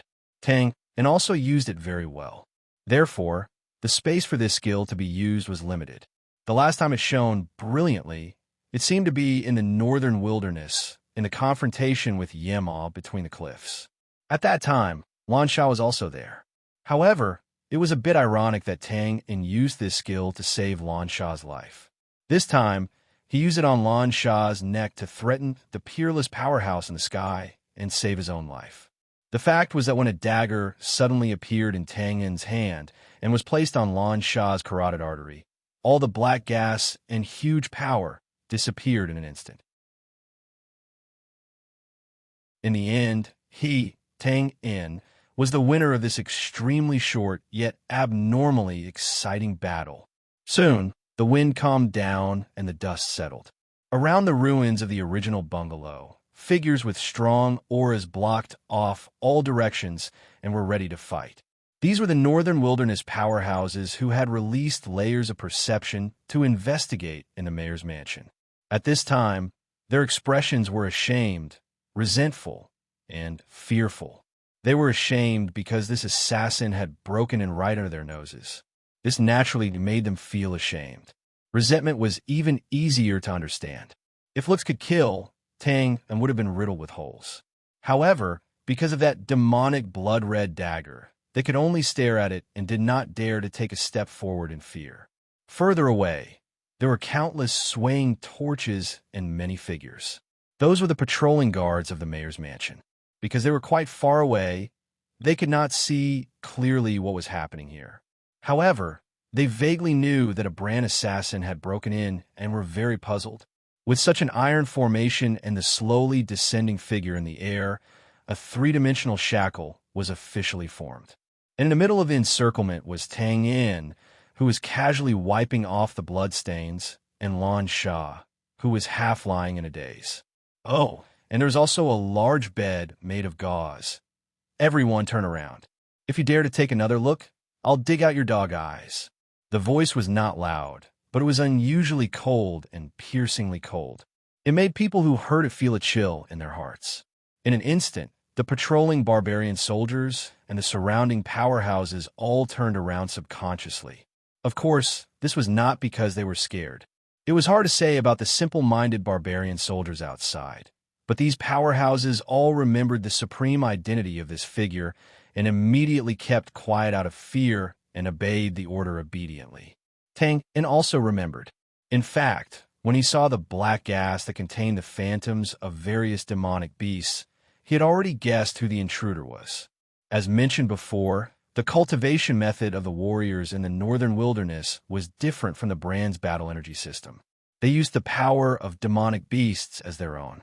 If they were lucky enough, they could even inherit the demonic beast's innate bloodline ability or something. Oh, the people in the Northern Wilderness called this a sacrifice. This method seemed to reap without sowing, but in fact, the conditions for this sacrifice were extremely harsh. And even if these harsh conditions were met, the number of demonic beasts that could bear the sacrifice was very small. It could even be said that most of the warriors in the Northern Wilderness could only accept a sacrifice once in their lifetime. However, as the saying went, when the forest was big, it was inevitable that there would be a few weirdos. In Tang Yin's understanding, there was such a weirdo in the Northern Wilderness who could sacrifice multiple demonic beasts. He was also the only person who could cultivate the Northern Wilderness's supreme martial arts technique, the Savage 10,000 Beast technique. This weirdo was the #1 warrior in the Northern Wilderness, Bamitu. He was also the manager of the Northern Wilderness Imperial City's library that Tang Yin knew. After roughly wiping away the bloodstains, he silently grabbed the blanket and wrapped the disheveled Lan Sha tightly. Only then did Tang Yin turn around and move behind Lan Sha. Of course, the dagger remained firmly on the latter's jade-like neck. Raising his head and looking at Bamitu, who had landed on the ground, his old face was a little pale. It was obvious that his opponent had paid a heavy price for hastily withdrawing his attack just now. He grinned. Haha, looks like I made the right decision to come today. So many familiar faces. We meet again. How have you been? It's you? That little brand kid? Although the fight had been lively before, Bamitu, who had obviously arrived late, clearly didn't know the identity of this daring brand assassin. Now that he saw Tang Yin's face, he was instantly stunned. Then he asked with a face full of shock. Isn't it me? We've met a few times, so I'm familiar with your face. But you sure are ruthless. With Lan Sha in his hands, as long as he didn't fight to the death, forget this Bamitu. Even if Wu Ding joined in, Tang Yin wouldn't be afraid. He spoke very casually. No. His stunned expression didn't fade away. Shock was added to Bamitu's old face as he sized up Tang Yin in shock. Kid, your strength. How could it increase so quickly? The things that Tang Yin cultivated were completely different from the martial artists of this world. Thus, It was extremely difficult for outsiders to determine his strength and realm. However, with Bamidou's realm, of course, he could see that the current Tang Un's strength was very different from when they met last year. It wouldn't be an exaggeration to say that the difference was like heaven and earth. Spreading his hands, he said, "Although I really want to tell you the reason and use it to satisfy my vanity. But I'm very sorry. Now is really not the time to talk about this." After saying this, Tang Un's expression suddenly became fierce. He pressed the dagger against Lan Shah's neck and roared fiercely. "This is a F*** kidnapping. Listen up, men stand on the left, women stand on the right. Forget it, Lan Shah, don't move. Again, cough cough. Hurry up and make way for me, and prepare 2 good giant wolves. Don't follow, or I'll kill the hostage. Do you hear me? Hurry up. I know you, but the dagger doesn't recognize people. Hurry up.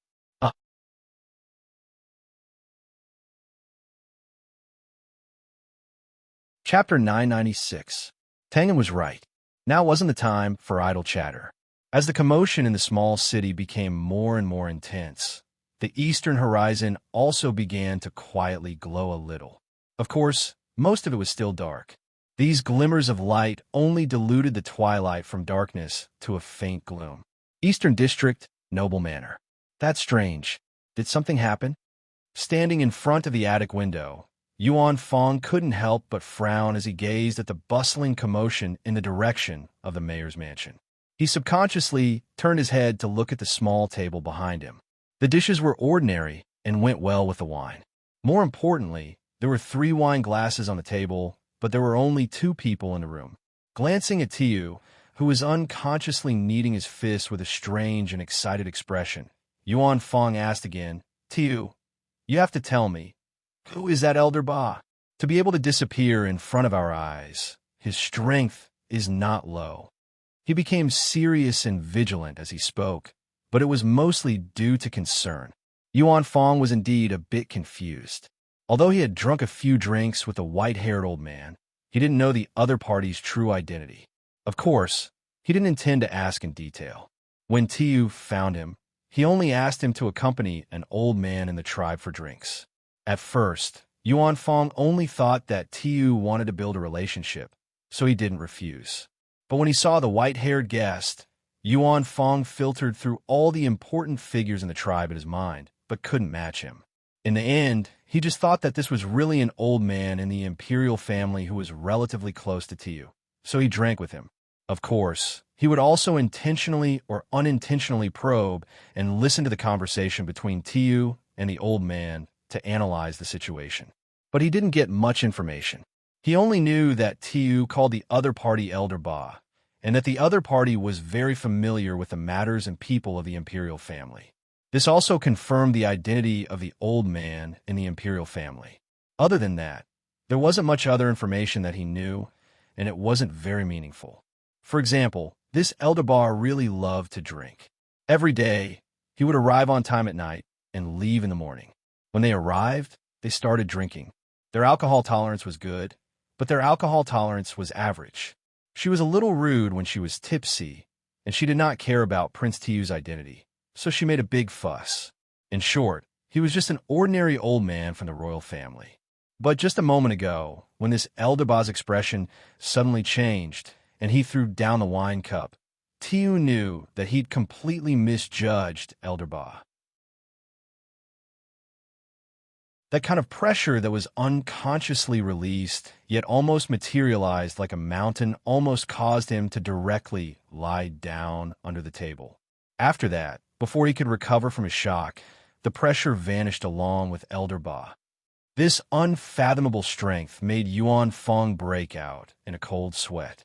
He couldn't help but feel scared. If this Elder Ba of unknown origins had any evil intentions, he and Tiu would definitely not be able to escape death. Tiu seemed to have heard the concern and worry in the question. His expression was a little hesitant. In the end, he sighed, turned his head, and said with a smile, "Uncle, you must have heard of him. Bamitu, Elder Ba." Hiss. Although he was mentally prepared, when Yuan Fong heard the name of this supreme identity that far exceeded his expectations, he still couldn't help but suck in a breath of cold air. He was dazed. It's actually him. No wonder. No wonder. Yuan Fong had indeed heard of this name. Or to be more precise, as long as it was a member of the tribe, from the little kids to the tribe leaders, regardless of gender or age, they would all have heard of this name. Moreover, it resounded like thunder in their ears, and they madly worshipped him. Because this name, Bamitu, represented the supreme title of the #1 expert in the northern wilderness. I see. He's here to protect Prince Lan Sha. Yuan Fong didn't blame Tiu for not telling him the inside story. In his opinion, this was the right thing to do. After all, Bamitu's identity was indeed sensitive. Once it was known by outsiders, it would draw out the powerful experts from the brand's side. Then, he thought of something and his expression changed again. He suddenly turned his head in the direction of the city lord's mansion. Leaving in such a hurry, could it be that Prince Lan Sha's side? He wanted to say something, but stopped. He turned his head again and looked in shock at Tiu, who had regained his composure. The latter didn't turn his head, but he seemed to know what Yuan Fong was thinking. The corner of his eyes twitched, and he spread his hands. Uncle Yuan Fong, it's not like you don't know who I have. Do you think that even if Elder Ba wasn't here, they would be able to successfully sneak into the city lord's mansion and complete the assassination? Yuan Fong's expression couldn't help but soften when he heard this. This was indeed the case. They came back in a hurry this time, so they didn't bring many experts with them. Moreover, it was impossible for him, the deputy general, to not know anything about this operation. Moreover, even if Tiu wanted to assassinate them, the royal guards in the city lord's mansion weren't easy to deal with. In comparison, their strength was obviously much weaker. This should be the reason why Elder Ba was relieved to take a break and come out to drink. However, this was also the reason why Elder Ba was relieved to take a break and come out to drink. However, Tiu glanced at the relieved Yuan Fong. His eyes flashed, and he silently said to himself, Uncle Yuan Fong, it's true that I didn't assassinate them, and it's true that I don't have any experts on hand. However, this doesn't mean that there aren't any experts on the brand side, and it also doesn't mean that I can't kill them with a borrowed knife. Turning his gaze, he looked at the city lord's mansion, which was much quieter, but still had a strange atmosphere. He thought that with Elder Ba's strength, this distance could be covered in a few breaths, and he should have arrived at the scene long ago. However, there was still something wrong there, and Elder Ba hadn't returned yet. Did this mean that the brand assassin had succeeded? It had better be so. Please don't disappoint me. Slightly inhaling a breath of cold air, he turned around and left the window. There's nothing to see, Uncle.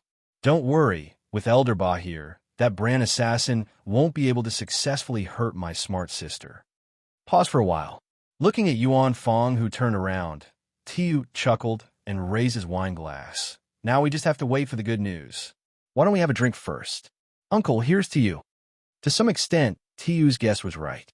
That brand assassin, Tang Yin, had indeed succeeded. However, unlike what Tiu had expected, Tang Yin didn't simply kill Lan Sha, but instead kidnapped him. Well, although this idea was a bit strange with Lan Sha's high status, it was feasible. After Tang Yin first explained the serious implications of tearing up the hostage in a friendly manner, and then crazily threatened to kill the hostage, the two sides were in a stalemate for a period of time. In the end, it ended with Bamutu's side compromising. A huge green-armored wolf was led over, and the path was opened. Immediately, Lan Sha changed his clothes, put on his glasses, and covered his face with a thin veil.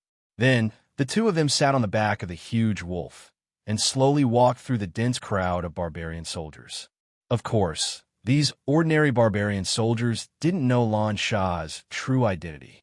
However, looking at this situation, they could guess that the masked man who was being held hostage should be an important person in their army, and most likely the mysterious commander who had led them to victory. Therefore, thousands of murderous gazes, vicious curses, and angry curses were cast at Tang Yin. Tang Yin didn't cover his face, but he was thick-skinned. When he saw and heard what they said, he just treated it as a cool breeze, and his face relaxed. Not far behind, Bamitu, Andre, and the others had gloomy faces. They led a group of experts from the northern wilderness and followed closely behind. Soon, they were out of the main gate of the mayor's mansion. Tang Yin thought for a while, then turned his wolf head and walked toward the south gate. The thousands of barbarian soldiers behind wanted to follow, but they were stopped by a barbarian officer. Bamitu and the others continued to follow behind. Some experts from the northern wilderness even secretly closed the distance or went around to the front. However, whether it was Tang Yin or Bamitu, they both knew that these little tricks were useless. If it weren't for Lan Sha, Tang Yin and Bamitu would be dead meat if they were alone. However, with Lan Sha in their hands, as long as Tang Yin didn't make a mistake and didn't let Lan Sha get more than 10 feet away from him, then almost every expert on the Caesar continent who wanted to kill Tang Yin and save Lan Sha safely would be delusional. It was also because they knew this that Bamitu and the others, who didn't want to die together with them, could only endure this somewhat humiliating kidnapping agreement. Of course, there was a more important factor in this, and that was Lan Sha. From the moment the knife was held to his neck, whether it was the negotiation of the kidnapping with Tang Yin, putting on clothes, wearing a veil, and so on, Lan Sha didn't say a word. He didn't object, nor did he struggle. He just obediently cooperated. When this behavior fell into the eyes of others, such as the experts from the northern wilderness, they only thought that Lan Sha was frightened and had no choice but to obey. However, Bamitu and Andre, who were familiar with Lan Sha's character, naturally didn't think so. What a joke, not to mention Tang Yin, a brand. Just a year ago, the Battle Lions tribe betrayed them. One of them was a descendant of Lan Sha's teacher, the descendant of Enshui. He led an army of more than 10,000 and intended to kidnap Lan Sha and threaten the Northern Wilderness Empress, who was in the imperial city.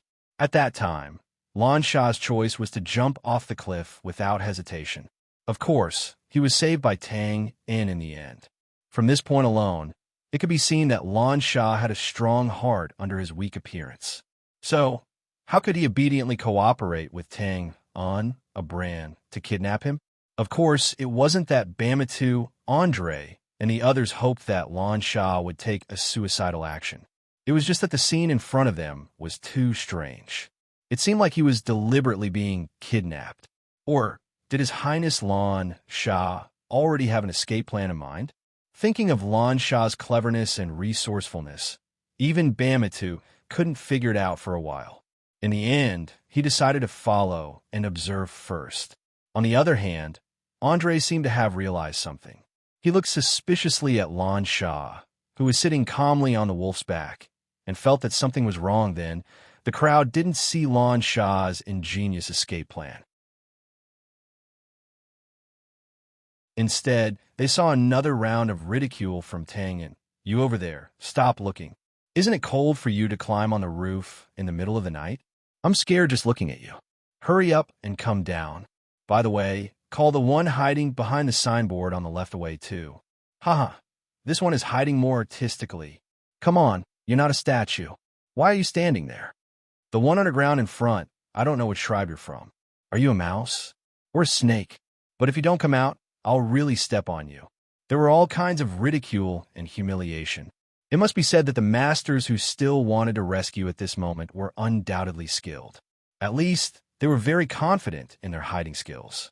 But confidence was not enough to make up for the gap, especially in front of a professional killer like Tang Yin. Their self-confidence would only bring them another humiliation. Seeing that this trick really didn't work, Andre immediately dissuaded the masters who wanted to try again. From a certain point of view, Tang, in revealing the hiding place of these masters, was actually a good thing for them. Because once someone launched a sneak attack, Lan Sha's safety would be a big problem. Tang undoubtedly thought the same. He looked around and didn't find any barbarian masters who used the shoddy hiding technique. He couldn't help but breathe a sigh of relief. Then, he lowered his head to look at Lan Sha and touched his nose. "You seem, very calm." Not only was he calm, from the beginning to the end, Lan Sha didn't make any extra movements, nor did he say a word. "Yes, I'm afraid of being killed. The veil moved slightly, and Lan Shah answered naturally. His tone was very calm. He was slightly taken aback. It's good to have this awareness, but it doesn't sound like it from your tone. Tang grinned and said, all right, let's call it even. Last time you kidnapped me, this time I kidnapped you. Huh, that's why it's called karma, retribution. Oh, Lan Shah seemed to remember the first time they met, when he tied Tang in from head to toe with iron chains.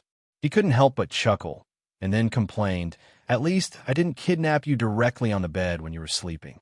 Lan Shah was indeed very resentful about this, especially when Tang, In, and Bamitu had a short fight. The whole building was razed to the ground, and only she was exposed on the bed in front of many of her subordinates. That scene, just thinking about it, was embarrassing that I blocked in front of you. And at that time, you only showed your head, and that thing didn't leak out. Shut up. Okay, the rhythm is wrong. Tang In was stunned, and his face was ridiculous. Are you the F** King kidnapper? Or am I the kidnapper? Of course it's you.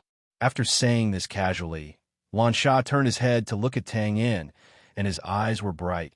However, you came here to kill, right? Then why didn't you do it when you had such a good opportunity before? What good opportunity? Fortunately, I didn't do it before, or I would have been dead before I could retreat. This was the truth. If this mysterious commander was not Lan Shah, Tang In would not have been able to retreat from the Castellan's mansion before he was surrounded by Andre and the others who had reacted. Then, when Bamita came back, the possibility of Tang In successfully escaping was slim.